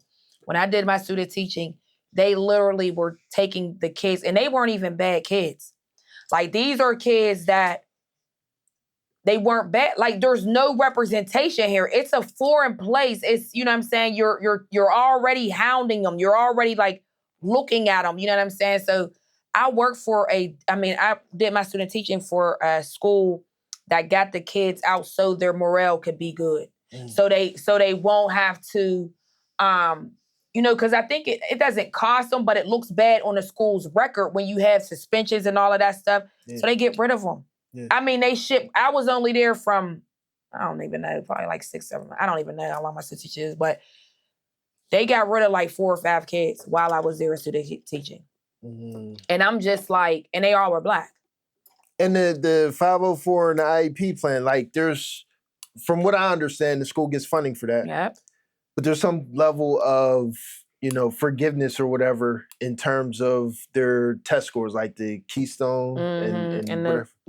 So that the school could get the extra funding, and then the graduation rates and all of that stuff. So basically, if there's a troubled youth, the school has incentives to put the kids in this program so that the school looks better. And the better the school looks, the more funding they get. Yeah. But it's all about the school. It's never about the kid. Exactly. And that's the problem. That's where we're at. Like, when I go into these schools, I hear adults, well, I don't feel like doing it. It's not about what you feel like doing. Yo. And I won't say no names, but there was a specific teacher that told me at my son's IEP meeting that, would she say it's not my job, or I don't feel like doing it? Like, my son, he hasn't been diagnosed with ADHD, but he has organizational issues, right? Where he's kind of all over the place. He might forget his pencil, his backpack, whatever. My thing is, okay, maybe it's more than the other kids in the classroom, whatever. But it tracks for kids his age. He is a kid, under 10 years old. You are a teacher in this environment. There are possibly, and usually is another teacher in that class at the same time. Mm-hmm. You can't come to me and say, like, you want him to mature up and he needs to be a certain way, and you're not going to remind him every day and call and email and stuff like that. Like, it's not your job to do. Like, if he's with you, yes, I'm a parent, but how do you expect me to know what's going on? Am I supposed to email you every day and say, hey, was he organized? You know what I mean? Like, if I send him out the door with the stuff he's supposed to have, and something happens between point A and point B. It's your job. Right. Yeah. And again, that's the vanilla, watered down. Yeah. I'm glad we had this conversation. Yeah, because it's real, and it's happening all over. Yeah. Like, it's not like, and this is why. So it's not a Pittsburgh thing, is what you saying? It's all over. As long as you have all white teachers teaching Black children, it's happening. It is happening. And it's so sad. I feel bad for the Black teachers because code switching has become a minstrel. I don't know if I'm pronouncing it, but where they be dancing with the smiles and they're like, you know what I'm saying? Because in the schools, Black people can't even hold, a lot of them don't even know how to hold their own because it's so white-centered. Why is that? Is it a cultural thing? It's like a scared thing. It goes back to what we talked about code switching. But remember, there's levels to the code switch. Right. So when you start code switching and letting white people, anybody, mistreat Black children, any child, but any kid, because I don't care if they Black, white, but nobody. They pick on them Black children, and Hispanic children. When you start letting people disrespect your own kind, you're a clown to me. Yeah, absolutely. Because, see, you're allowing them to bully children who can't even defend themselves. But the blessing with this generation here is they know racism.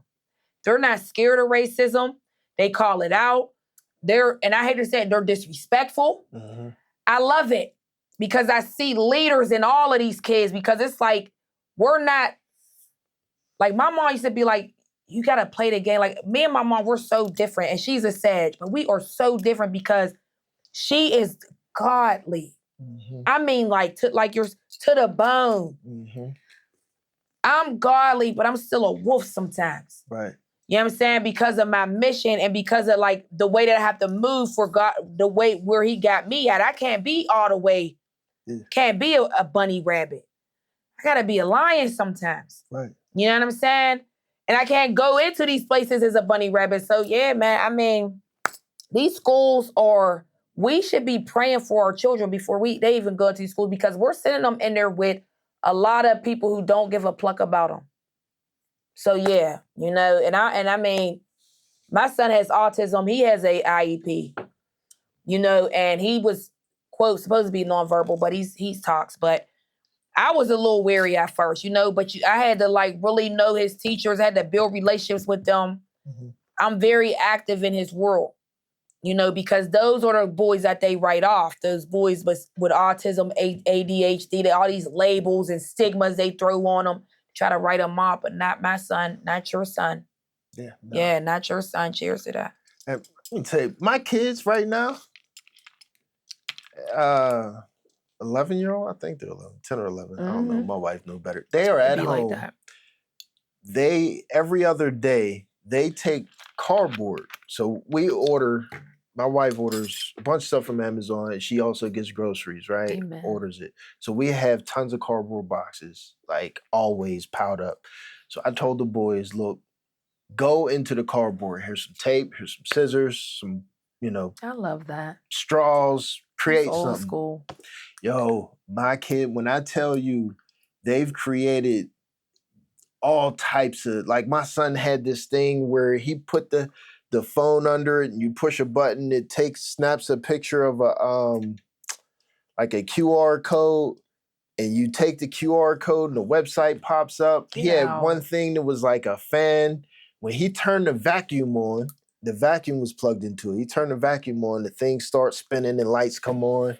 Like, that's powerful. I'm gonna show you some pictures I got. Show me, please. My kids, they are, like, amazingly creative. That's Black children. And I look at it and I'm like, again, going back to the teachers, like how in the world could you treat or talk about or think of my kids in this way when these kids are freaking brilliant? Because they're not, that's what I'm saying. They're not taught to see brilliance in Black people. Is it? It is. Okay, let me not necessarily push back, but shift a little bit. Shift. Is it that they're not taught to see it in Black children, or is it that they are so much of that, original European culture, whatever, that they don't even understand the concept or what it is to look into us? Like, we're different. So how can you understand different if you're not trained to understand different? So they're trained. White people know more about Black people than Black people know about themselves. Somebody said that recently. So that's first off. They know more about, I've seen more white people in Africa. There were so many white people down there, like it was unreal. Okay, wait. Go ahead. When we say white people, are we just putting the whole all white people? All the white in the people. box? Yes, all the white people. Because there's white people in the hood. If I come in here with a bag full of snakes and I throw them on the table and I be like, which one's a good one? I would know because I'm a nerd, but who would know? Like if they all look the same. If they all look the same, how would we know which one's not going to bite us? But they could say the same thing about, Black people dressed like this. I'm a thug. You know what I mean? This is what I'm telling you. They created those images of Black. Like I can't even, listen to me. I can't even go on Facebook and say what I said about white women, that they are as worse as their men sometimes. You know what I'm saying? White women, because, and Black people will argue that against me. Black people. If white person be like, say something, nobody's really going to argue against that, against Black people. You know what I'm saying? But if I say something about a white person, they're going to say something, and it's because we're conditioned to be that way. And I'm not saying all white people are bad, but show me you're not bad. I have to know you're not bad, because until then, everybody's guilty. I honestly have, some of my closest friends are white people, and I see and that's beautiful. I see it like,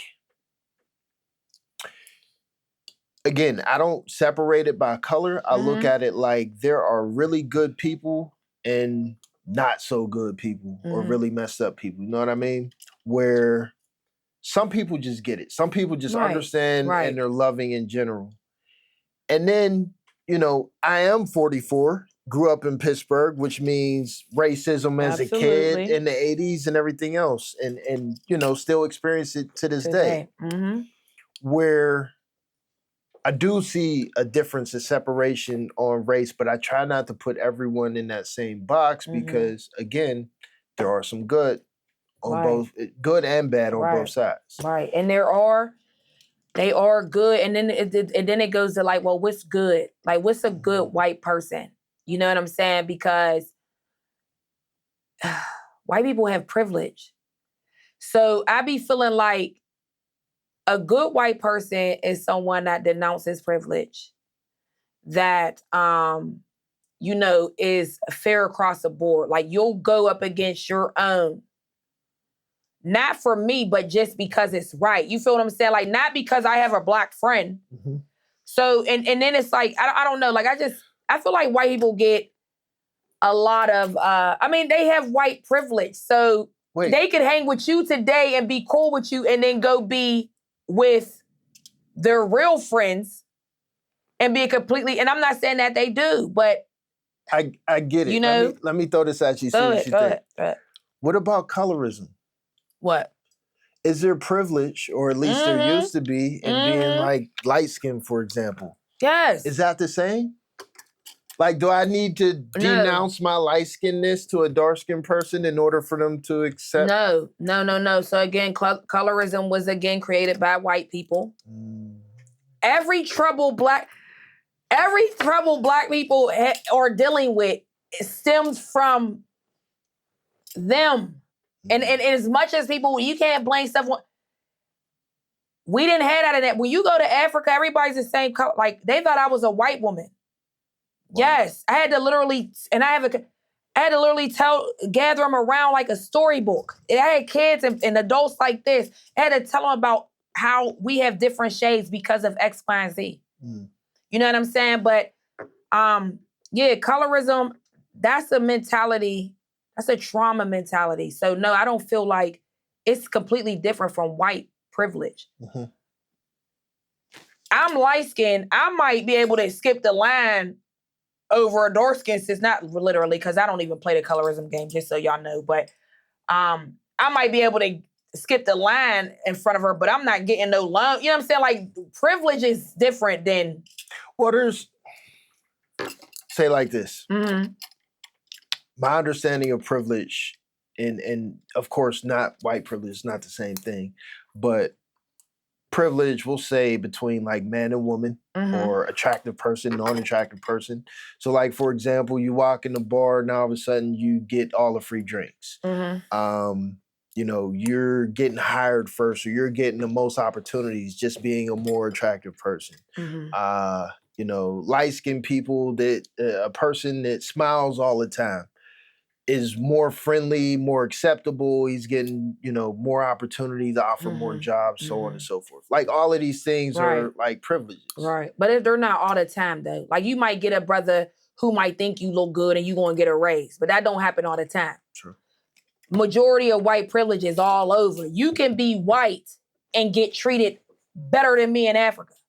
Or you can be white and get treated better than me in China. White people are power, quote unquote, visuals.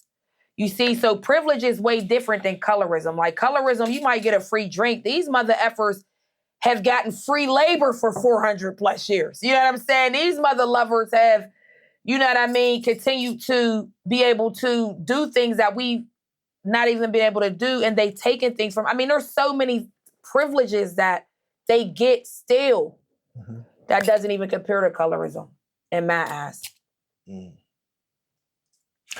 I want to shift a little bit, dig more into some meat and potatoes conversations. I like meat and potatoes. So the energy that I've gotten from you so far today, right, is just this amazingly strong, confident, powerful Black woman. You made me cry. Seriously though, like even when you speak, it's like speaking now, you're like, oh, thank you, I'm gonna cry. Yeah. And then when you start talking, it's like a lion roaring, right? Amen. Thank you. I seen a post, and you're welcome. I seen a post that said something about Black men being afraid. And when I read that, you know, knowing you from how I interpreted you before we met in person, and then mixing in, you know, this first time perspective, is like, this is a powerful woman. Amen. I know some dudes that probably wouldn't be able to measure up to this amount of strength, but that's my interpretation of what you wrote in your post. What did you mean by that exactly? What, that Black men are afraid? They are. Black men are afraid of a lot of things. They're afraid of themselves. They're afraid to know themselves. They're afraid to forgive themselves. They're afraid to heal. They're afraid to love. They're afraid to apologize. They're afraid to do a lot of things because they've been conditioned to be a certain way, and it goes back to the nigga. Like, it's just, they've been conditioned to be everything you see on TV, which isn't a wide range of things. A gangster, a player, gay, like all of these things, but never like an engineer, a doctor. So they're just afraid to tap into avenues where God has really placed them to be. And I always go, a lot of people like, you're a Black man. Like, men think I hate them because I go in on them. But they don't see, and that's another thing. They don't understand. I always tell them, I'm coming from a place of love. There's a difference. I'm not saying, nigga, you need to be, oh, you mother. I'm not saying that. I'm saying things that your father probably should have told you, but you didn't have one. Or your mother should have told you, but you never had one. Or things that you should have read in a book. There's things that I'm telling you that should be really uplifting, but because you see me as your enemy, you're immediately taken as a slap in the face. You know what my mind immediately goes is the saying, pretty common saying in the hood, my mom or my dad ain't talk to me like that, so you ain't gonna talk to me like that. Which is literally them saying, I don't know how to accept information like that. Like put in that way, that tone, that energy isn't familiar to me and I don't like it. Because, like you said, mom or dad. Right, but you'll go to jail and let a white man tell you what to do. And that's what bothers me. Like, I can't tell a man that I birthed, not literally birthed, but I birthed black men. So why wouldn't you take my word? You know what I'm saying? We know black women know better than anybody to struggle with black men. We lived it. We walked it. We were there wiping the blood off of the backs of our men. We were letting white men rape us just so they wouldn't kill you. Why wouldn't we be able to tell you how to maneuver just a little bit better for the sake of the family, for the sake of the community, for the sake of the lives? So now they pinned us against each other. So now we can't even have these conversations without black men getting emotional and leaving their logic at home, or without black women getting emotional, leaving their logic at home. They even created that disconnect. As a black man, I will say that I agree with most of what you said. The fear, there's a lot of fear and trauma. Living in survival mode. Absolutely. There's the concept of any moment could be the last moment for anything. I could lose my family. I could lose my wife. I could lose my mom, sister. I could lose my house. I could lose my job. So everything is a constant fight on all fronts all the time, right? All the time. There's also the fear of, status. Because as a man, your status, it's not necessarily everything, but it's a lot.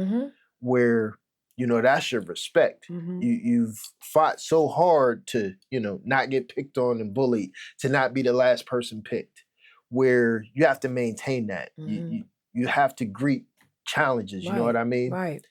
And you're tired, especially between 30 and 40 something, 50 years old. You're tired of fighting battles and competing every day, where the moment the very person that is not supposed to compete with you, not supposed to fight with you, has an energy that feels like an enemy or a competitor, it makes you instantly go into defense mode.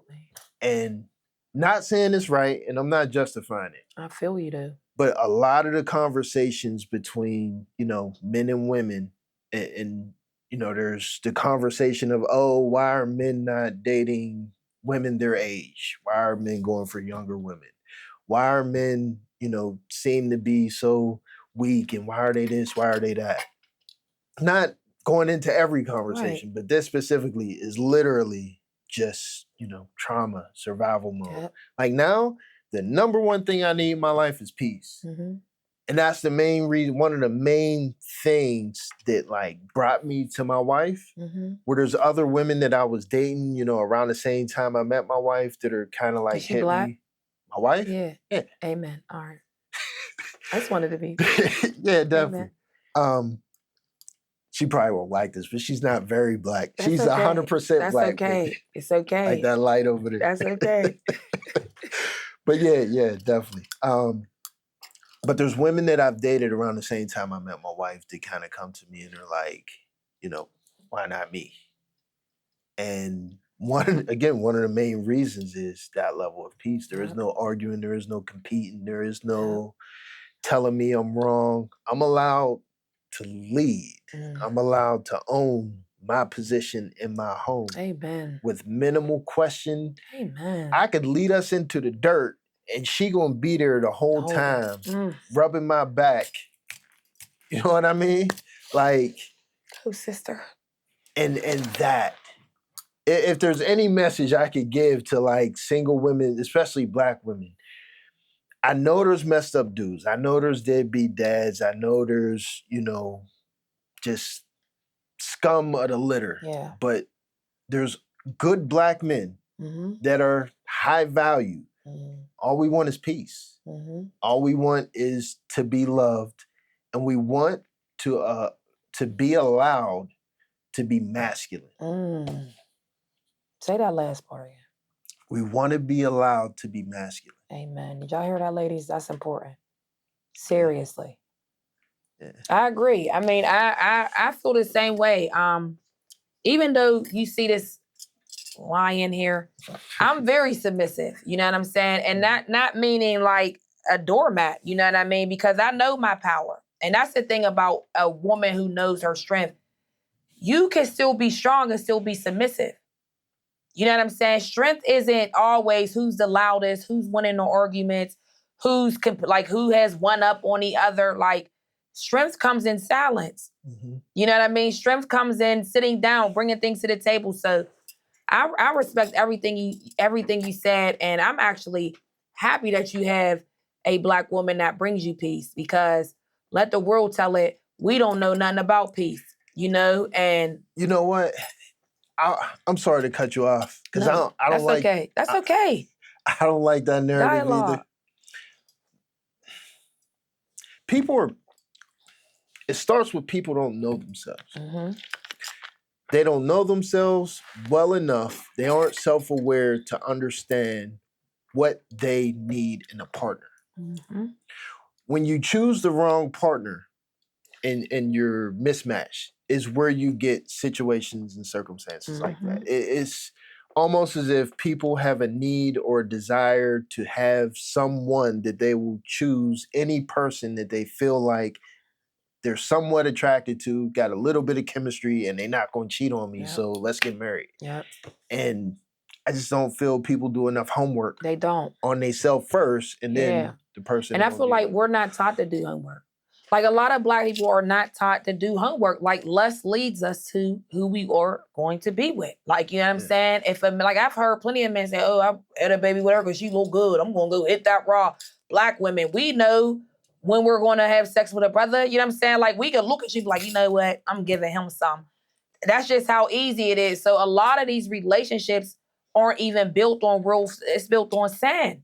You know, and that's why it always falls. That's why Black women continuously go through this cycle, because we allow lust to lead us, on top of not having fathers, you know, because and not seeing our mothers being properly loved, being a properly lover, you know what I mean? So there's so many attributes and stuff that, you know, hurt that. But Black women, peace, a lot of them don't even know how to bring peace because they like toxicity, especially right now. Like, I mean, peace is something that they don't even know. Like, if a man ain't beating on them or cussing at them or choking them up, gripping them up, it ain't love. If I'm not getting on, because I've seen girls just purposely get on a man's nerves just so he could get mad. Like, why are you doing that? That's weird behavior. For some level of attention. So here's where the conversation for me gets a little bit more scientific. Where when we talk about lust, the only thing I can think of is just like the conversation I brought up of young Kelly, right? Oh my goodness. The only thing I can think of is youth. Where, you know, when I was young, when I was in my, all the way up to 30-something, really, crazy wild, couldn't tell me anything. Amen. Every chick that I could find, who, from here, right? Most people, I won't even say most, but a good portion of people around that age, if you don't have the proper guidance, if you weren't given the proper structure from your parents, if, you know, your peer group, that's just what it was, you were given the freedom of choice to go wherever and do whatever. We're literally, this is where the science comes in, we're literally driven by hormones. You know what I mean? So, you know, sugar is given that serotonin, dopamine. There's overweight people everywhere. Everything that we do is driven by our hormones, to where lust leads to the most intense, most severe dopamine and serotonin hit you could possibly get. Not to mention the oxytocin, I believe. What, the pill, oxycodone? I don't No, know. oxytocin. I'm like, oxys. So basically the dating hormone. Okay. When you initially meet someone and, you know, there's the mystery, you don't really know each other yet, that honeymoon stage feeling Yes.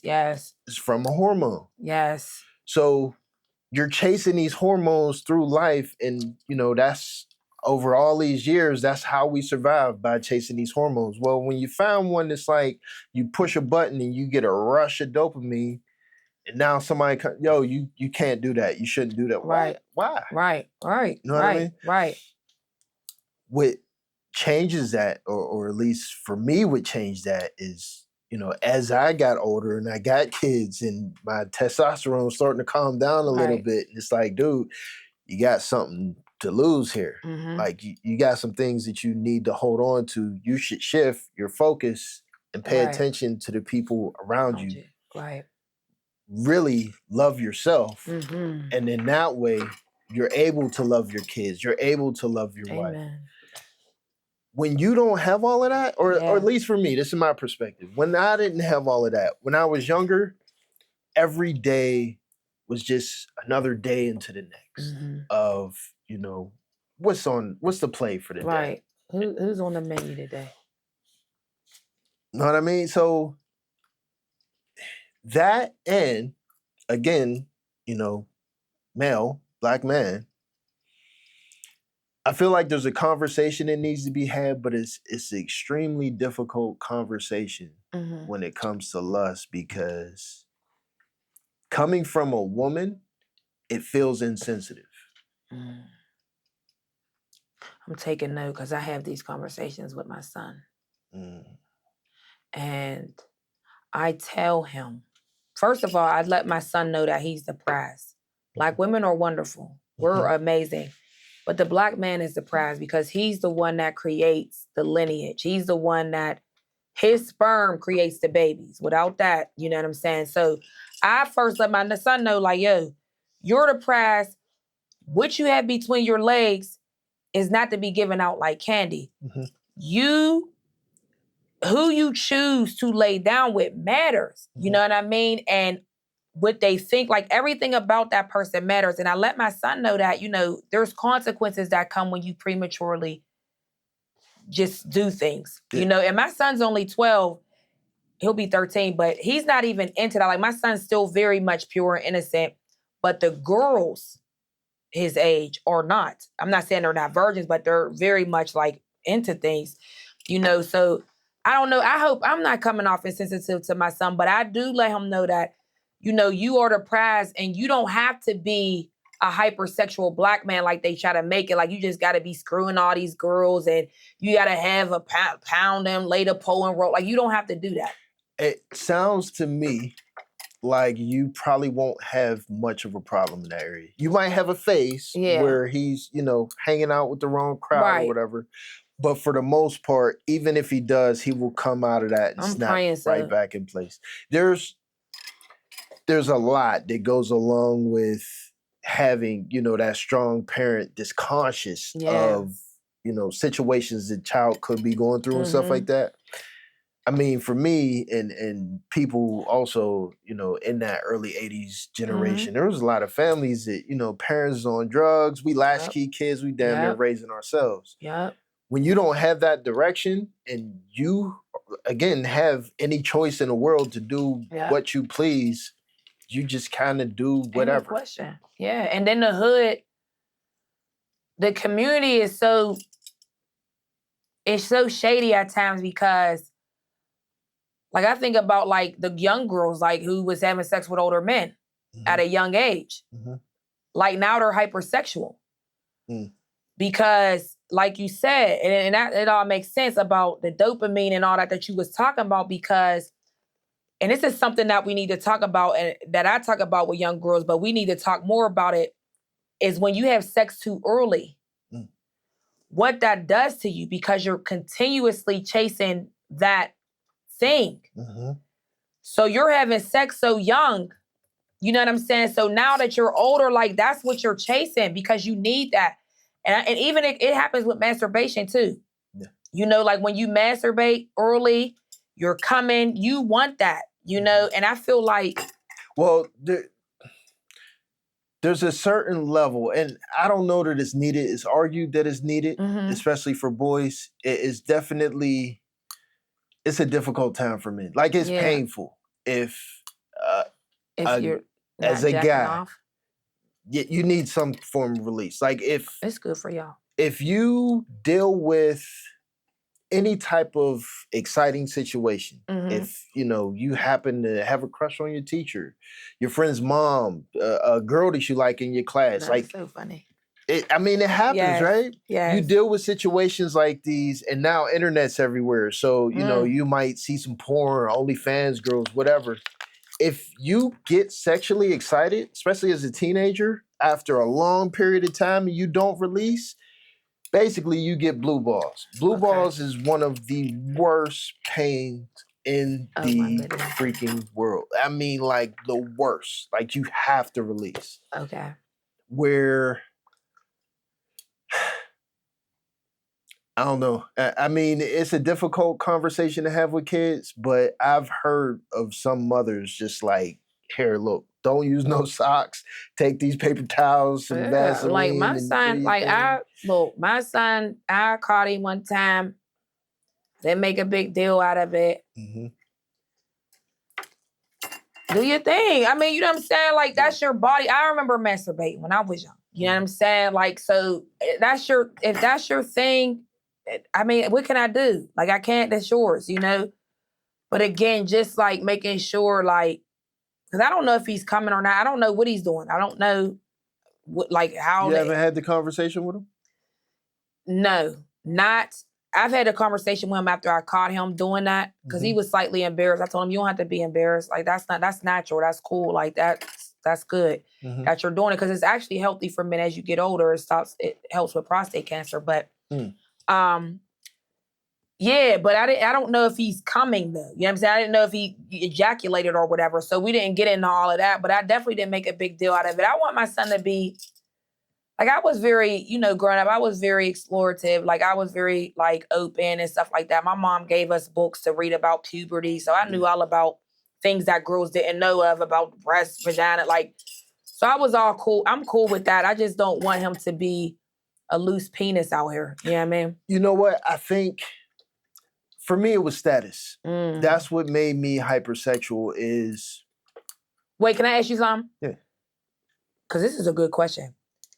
Do you feel like you felt the status from the men or the women? Who do you feel like you got the most pressure from to be in that status, the men or the women? Both.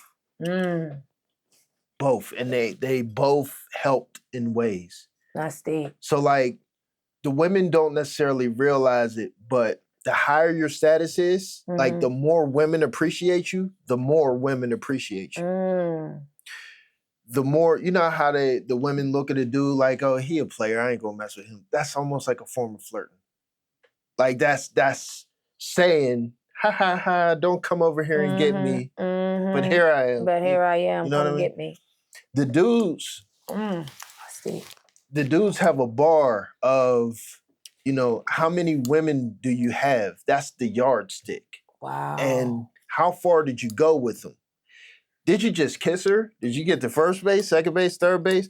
If you've rounded all the bases for all of these women and we compare your numbers to the next dude, now, and it's not a conscious thought like this, but when you lay it all out, it's literally like a yardstick, and your status it determines how well respected and appreciated you are. That's deep.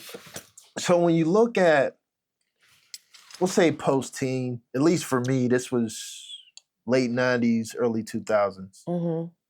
And I don't know if it's the same, but in general, you look at the age groups, between 18 to mid-30s, late 20s. It's a constant push of status based on your friend group. That's real. So if your friend group is the Alabama girls that are going to the HBCUs and they're all trying to get good grades to be something in life, that's what your status yardstick is. You know what I mean? If your friend group is who's going to bang the baddest chick, that's what your yardstick is. For me, that was my yardstick because that's who I was around. If there was an opportunity for my parents or whoever else to, you know, put me somewhere that was far away from that group, I'd probably be a different person right now. I mean, I appreciate it. Right. It made me who I am, but yeah. That's a part of the conversation I add to about the hypersexuality. So like, for example, your son, as long as you're close and you're managing, you know, and show you care and have those conversations, that peer group and that status yardstick for him will never be a thing. Yeah, well, I'm happy you told me that. Good. That's like the problem though. Like, I don't know how to reach people that are in that realm because it's like reaching a heroin addict. You know what I mean? Like you can't get a heroin addict to stop unless they choose to stop. Right. And it's the same effect of, you know, you're shooting yourself full of drugs, but you're getting a rush of dopamine and serotonin. It's the same exact thing for someone that's constantly chasing that high, like you said. And the high is so easy to chase because that's our culture. Like Black culture, and it's not even, because Black culture, and I always say this, the Black culture that we know ain't even our culture. It's just what we made out of the crap that we were given. It's, right now, it's literally feed your hormones as much as possible. That's it. Not your mind. Keep yourself satisfied. And that's what's happening because, like, it's everywhere. You know what I mean? Like, even when, like, you got young girls, like, when I go on my TikTok, because I got a FRO Gang TikTok, so all I got, I mean, I got some adults on there, but most of the people that follow me are young people. You know what I'm saying? Because they know me, whatever, Miss Kelly. But when I see them, they're dancing to songs talking about wet vagina, tight vagina, but you're 8 years old and you're doing all these things. And it's just like, this is what I'm saying. Like the music, the dancing, like all of that will make, and this is why, like, man, this is why these young girls, like my son had a young girl who were saying things, you know what I'm saying, that was inappropriate. And it's just like, this is where they're getting it from, you know, like, and we have to really be careful with the music and the things that we're letting our kids do because it's putting in their minds to be hypersexual, to have sex, to scheme. If you want to get new wigs, you got to go have sex with old brothers, you know what I'm saying? Like, it's deep. That lust is deep. And I'm telling you, I know about it because I feel like growing up, I had a lust demon. You know, so that is always something.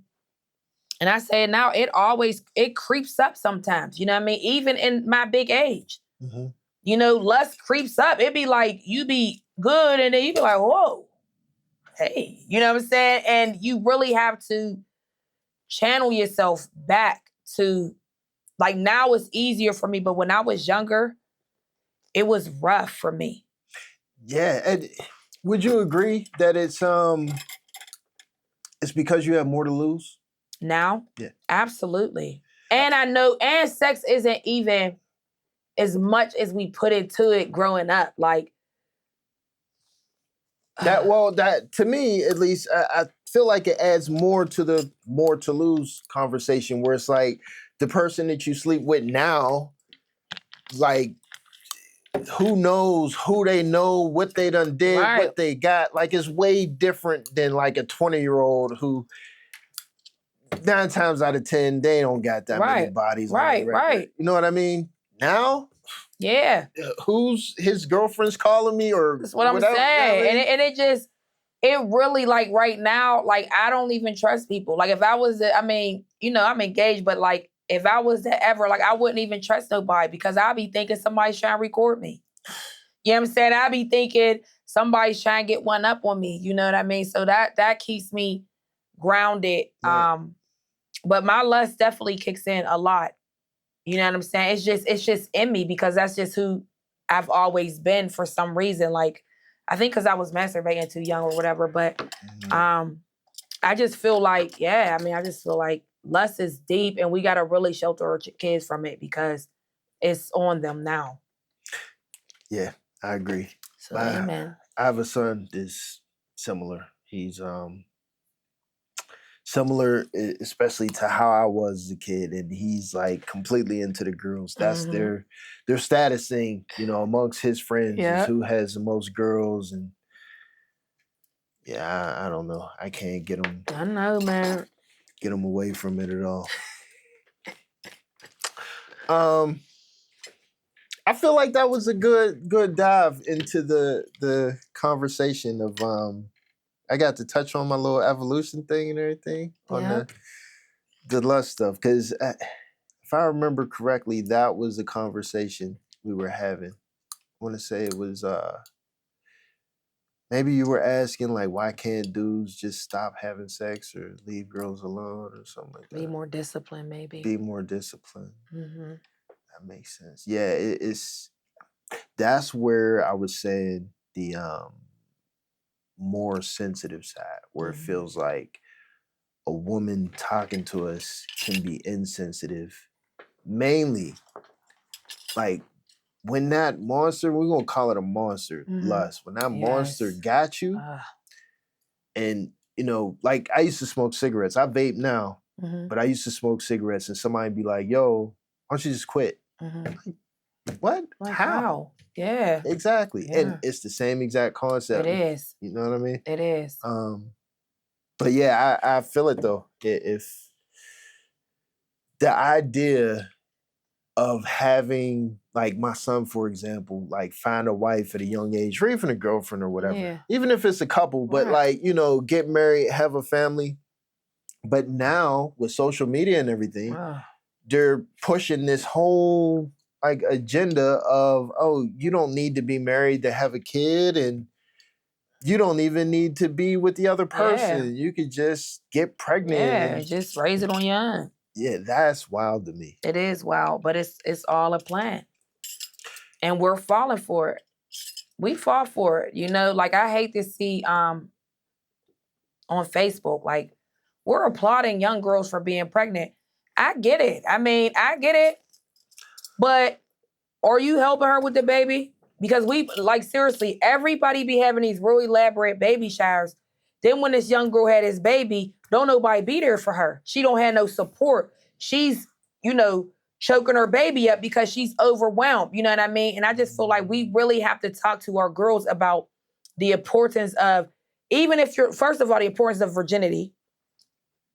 Because I'm telling you, that is not talked about enough, about how girls are supposed to stay virgins until they're married. That is not talked about enough, and it needs to be. And that would help prevent a lot of this premature baby making that's happening, because these young girls don't be needing these babies, especially by young boys who aren't even going to take care of them. Why would you? That's hard on a grown person. Yeah.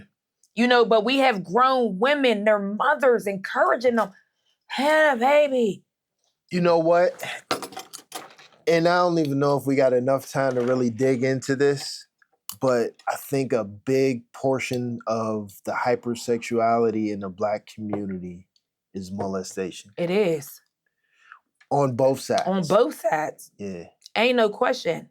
And especially when you have older men messing with younger girls and older women messing with younger boys. Yeah. And that's what repeats the cycle, right? Because those boys get older and they're messing with old. Because I used to like older. I still like older men. You know what I mean? My fiance is 53 years old. I'm 39. So even that, you know what I'm saying? And then like, because I'm very real with myself. So even thinking about like, where does that come from? Why do I like older men? Is it because my father wasn't around? You know what I'm saying? Like, because I was looking for that older security. Yeah. And all of that, that's what I'm saying. Like the dynamic of family is so real. Everything that we do has a reason. Like, you know what I'm saying? Like, these little girls don't be hoes because they just hoes. Somebody might been touching them. Yeah. You know what I'm saying? Because these kids is having sex with the kids. Like little cousins is having sex. Like I remember at a child line, a 7-year-old for having sex with a younger kindergartner. Wow. And there wasn't nothing they could do because he's a victim too. So this is what we're dealing with. It's just this whole hypersexual mindset, and it's happening younger and younger. And these young girls are talking grown as heck like they want the D and I want this and get my hair done. But you're not really ready for that. You know, we got to really protect our kids, even our boys with the gay stuff. You know what I'm saying? Like I be seeing boys humping on other boys, playing around. And it's like, what are we doing here? Yeah. You know, so, I mean, we got to be careful. That's all I'm going to say. We got to watch our kids and we got to be more vigilant and paying attention about what's going on around our babies. Yeah. That is a big one. Do you consider yourself successful? Yes. Very successful. Enormously successful. Enormously. Absolutely.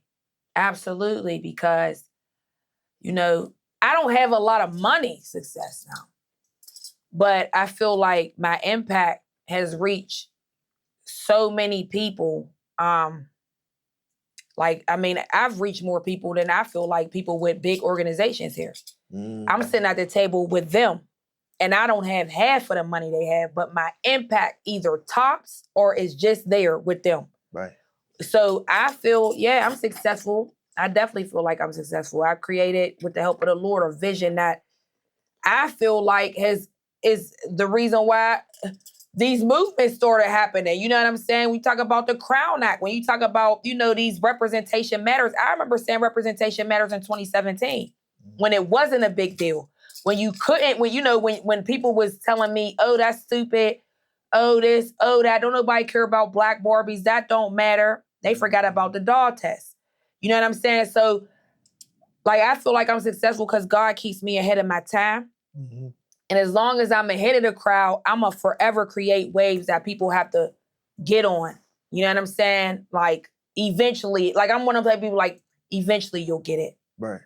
You know, like, it'll come around now. Like, I'm telling you, I don't want to call his name out, but I remember a brother right now who's so Black Power right now, but he was arguing with me a couple years ago talking about Pittsburgh's not racist.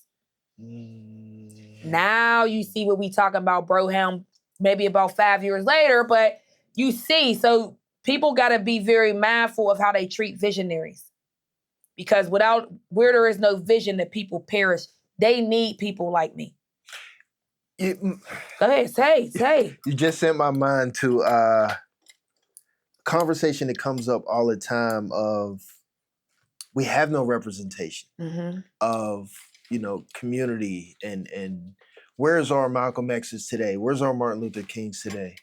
And sitting here talking to you, like, I feel like I'm sitting across from one. Man. And maybe it's just in your lane and what you're doing right now. Maybe one day you'll be much bigger. Maybe you'll be leading the whole nation or region or whatever. Man, speak it into the existence. I'm just saying the energy that you got, like, I definitely see and hear. Thank you. Representation. Thank you. You know? You're welcome. That's the goal. So I appreciate you confirming what I'm actually, you know what I mean, what the mission is. So thank you.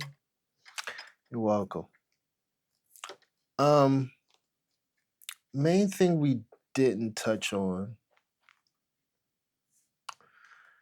I feel like we touched on so much that some of the conversations we didn't could just be assumed and clear. So I have like baby moms versus baby dads. Like I feel like everything we talked about, you know what we feel, what we gonna say about that. Right. I wanted to dive into Belle Souvre Day before I let you go for the evening, because to me, like, stuff like that is huge. Absolutely. Anything that, you know, is for the community, when kids could come out, when, you know, I look at it like, this is the cookout. When they say you're invited to the cookout, this is the cookout. That's right. To the point, my son lives on one of those side streets. Starts with either a G or a O. Gary. When I go to pick him up, I drive up the street, because I'm coming from Warrington. Yep. I drive up the street, and there's a big thing blocking the street, and people everywhere. And I'm like, damn.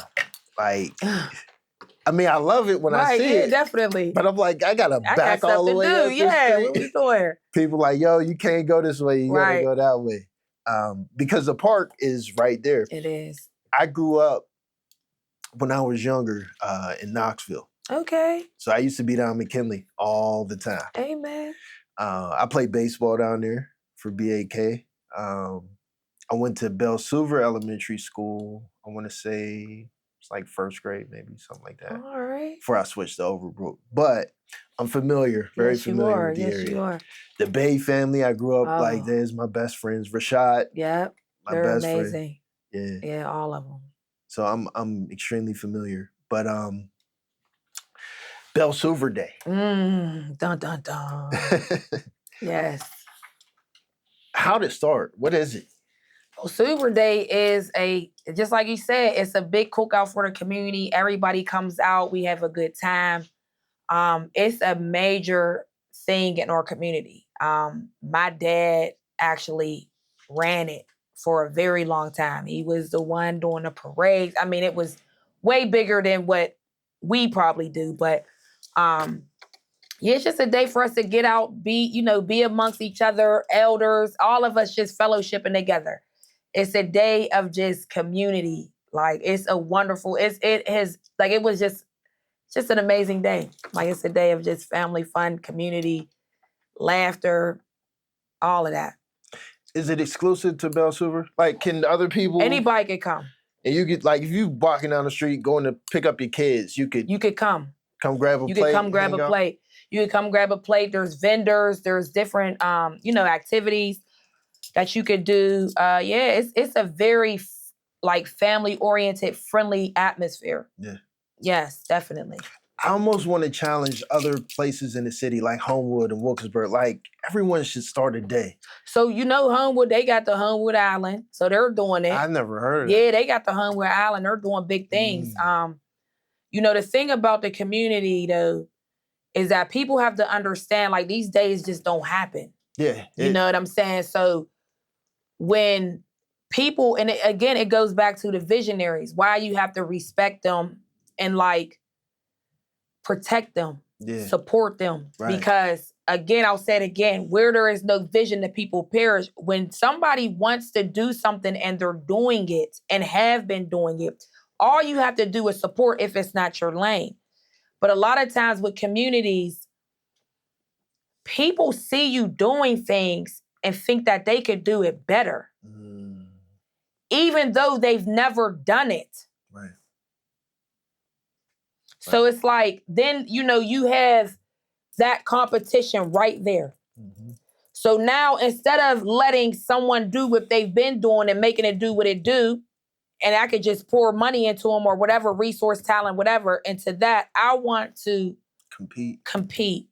I want to start my own. I want to do something that, and then that's when things start getting a little bit crazy. It feels like almost like a common theme in the city. Like, we experienced that in the hip hop community where everybody and their mama got a record label rather than just pulling all the resources together. And it's... So my wife is from Detroit.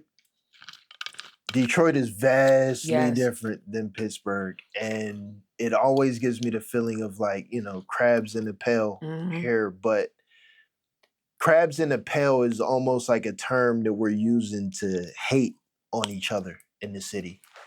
And I like to shift the conversation more to, we have PTSD, dealing with trauma. We're all in survival mode. So we're looking at each other as competition because there's limited resources. So we're competing with each other. We should be helping each other to get these resources and share them, but it's more like these are limited resources, so I have to beat you to them. Or be the first one to get them. And I want to be known for doing it my way, the way that I came up with. That's it right there. It's the I want to be known syndrome that we got right now. Like when I was coming up, I've been doing community work for a very, not niggas, but these is niggas. While niggas was selling drugs and toting guns and selling guns to the kids and selling dope to them, I was still out here saving them. So my trench work goes way back. So Like, I just be feeling like people this is the generation of wanting to be known. It ain't even about the work. Like, I could just be like, yo, come here, young people. Take this picture with me real quick. And then post, yo, I just gave away 5 coats, 16s, didn't do nothing. You know what I'm saying? But I just feel like this is the generation of wanting to be known. And that's when stuff starts getting watered down, when things start trending. Kids are trending right now. So now we got all these people popping out wanting to be leaders. And I don't knock it, but we want to make sure that you really real. Who can attest for you? Like, I feel like if you're a leader in the community, I should be able to go in your community, say your name. Somebody should know you. Somebody should vouch. If you go to Belsuva and say, you know, Miss Kelly, you know, Kelli Shakur, you know, Kelly from, like, I know Miss Kelly.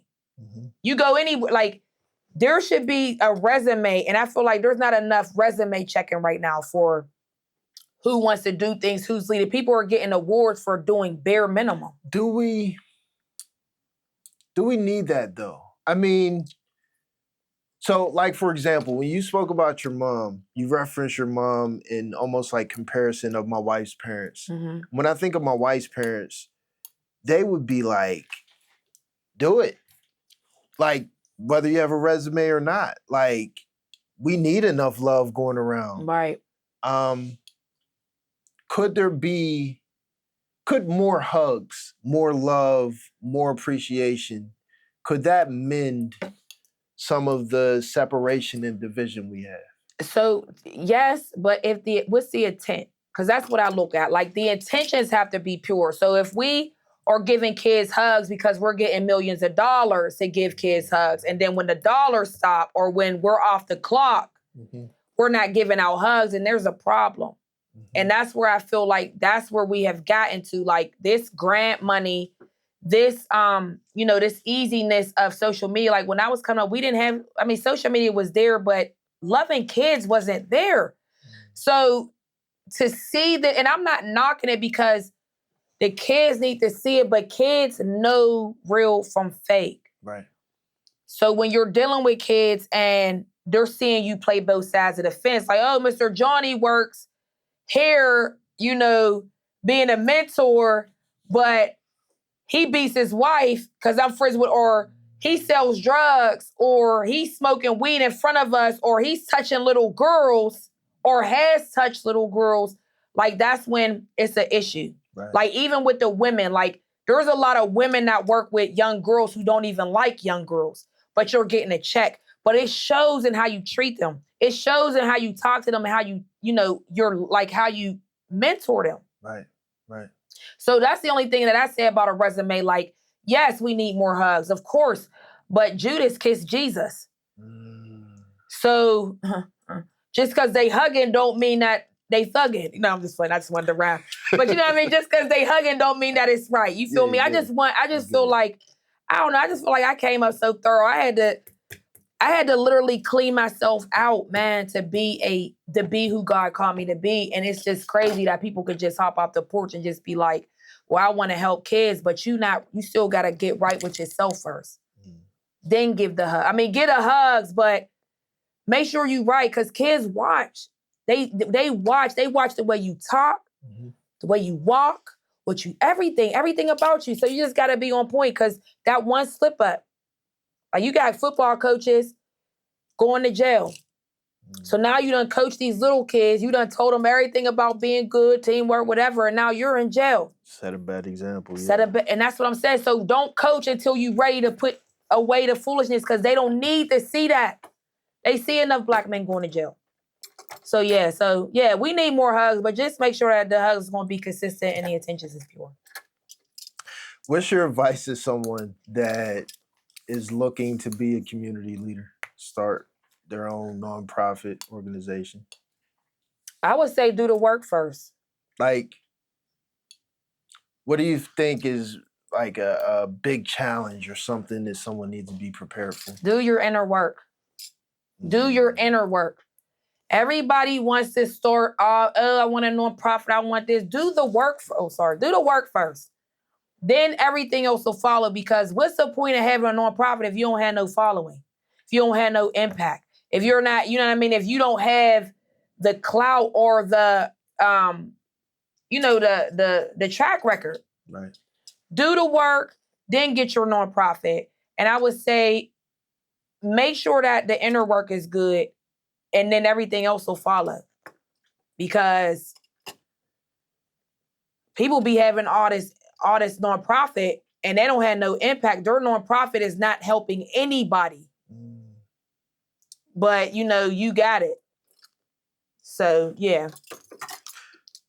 Biggest misconception about Kelli Shakur? Oh, how much time we got? No. A couple minutes. All right. So the biggest misconception about me, I feel like, is that I'm angry or, I don't know, whatever y'all say about me. I don't know. I'm just... Look, whatever, I don't know what anybody else think, but since the moment I seen you, I got loving auntie vibes. Yeah, like that's who I am. Yeah. I think the misconception, I'm not a racist. I think that's another misconception. Like, I'm not a racist because Black people can't be racist. Yeah, let's say that again for the people in the back. Black people can't be racist.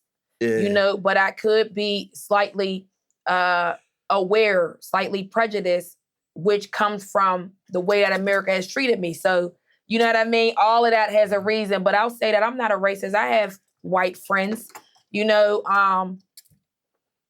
And that's it. Like, I just think people think I'm a racist. And you know what? I want to add to that because I know people's going to have whatever, but my interpretation of Black people being racist is from Martin Luther King's book, Where Do We Go From Here? I forgot the subtitle, where basically he defines racism as when one group has power over another group. Yep. And you have that stereotypes and some level of hatred, or it's one thing to think that I'm higher than you. But when you control everything, when I control it, and I think I'm higher than you, and I think you are far lower, stops everything. Inferior. Yep. Yeah. Where can people go to show support, donate? You got a website? Yes, it is www.frogang.org. You go to that website, you can donate. You can, look us up, Cash App, Fro Gang, everything's Fro Gang. We do accept donations, book donations, Black doll donations, so it doesn't have to be monetary. We also do have a free pantry on the Fro Gang Lot of Love. Y'all got to go check it out. That feeds. We have a big food insecurity in Belsuber. So if you got any canned goods, any perishable, non-perishable foods, please put them in the lot, books. So yeah, if you can donate money, donate the food, the books, the Barbies. Will it still be a thing a few weeks from now? Because this episode will probably air. It's ongoing. Maybe like 3 weeks. Yeah, these initiatives are ongoing. Maybe. You could do that 2-3 years from now if you want to, and we'll still be here collecting. Words. Is there anything else that you need to cover? No, I just appreciate you for this wonderful, wonderful interview podcast. This whole thing was wonderful. I think that you asked amazing questions. I've been on a few podcasts, and I love every single question that you ask. I think that you are very intelligent, very articulate, and it's not a bullcrap podcast. So I appreciate this. And I really, because I was nervous at first. I was nervous, like, I know this brother, because he be trying to come against me on Facebook sometimes, try to give me some pushback. But I'm really happy that, and honored to be here. So thank you. I really appreciate that. Yeah, this was really bomb. It just flowed. So thank you. That's dope. Yeah, and definitely thank you for coming. Yes. I enjoyed the conversation. Amen. This is definitely probably on the list. I need to write it down somewhere, but one of the top conversations. And this is why I do this. I enjoy these moments where I get to talk to wonderful people about great things. I get to learn something. Yes. You take something with you. I take something with me. Yes. And then, move on to the next conversation. Can I add something to it, though? Sure. You should get a piece of paper and put it right here, and everybody that come in should have to sign it. Because I was going to say on your wall, but I don't know if this is, you know what I mean? But you should have everybody that come in here, you should have them sign it, because you never know where these people are going to be, and this is a part of your story. I feel like maybe that one. I'm gonna see if I got one of my markers in my bag. You could be the first one to sign it. If I gotta make sure I got think one. I might got something in my bag. I got acrylic, so it actually I might have a Sharpie too. We'll figure it out. Yep. But yeah, thank you again. Thank you. Miss Kelly, I appreciate it. Thank you. It's my play cousin right here. Hey. Kelli Shakur. Yes. Thank you very much. Amen. It's Kalaj Dane. Check y'all next time.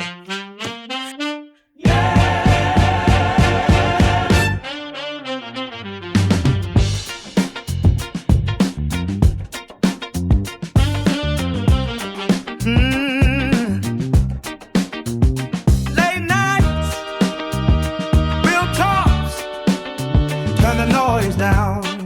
Welcome to Kalaj Dane. City lights, long days, heavy on the mind. Everybody talking, but they never take the time. Truth in my chest, I don't sugarcoat pain. If you sitting at the table, you gotta show your face. Conversations deeper than the surface we've been shown. Ain't here to sell a dream, just to show you what I know. Every voice matters, every story got away. If you living it for real, you gon' feel this pain. No scripts, no frames, just heart and time. If you listen close, you might change your mind. We don't argue just to win debates. We just shine a light where they hide the grave. It's the Kalaj Dane podcast, where the real don't gotta broadcast. Every truth gotta pass. Every voice got a lane. It's the Kalaj Dane podcast. Pull a seat, let the walls crack. If you ever felt unseen, you gon' feel your name. Yeah. From the block to the boardroom, same questions asked. Why we build so fast, we never heal the past. I don't play judge, I don't play your role. I just let you talk while the story unfolds. Bridging gaps, they pretend they there. Men and women trying to meet halfway, no filter, but respect stay intact. If it hit too close, that's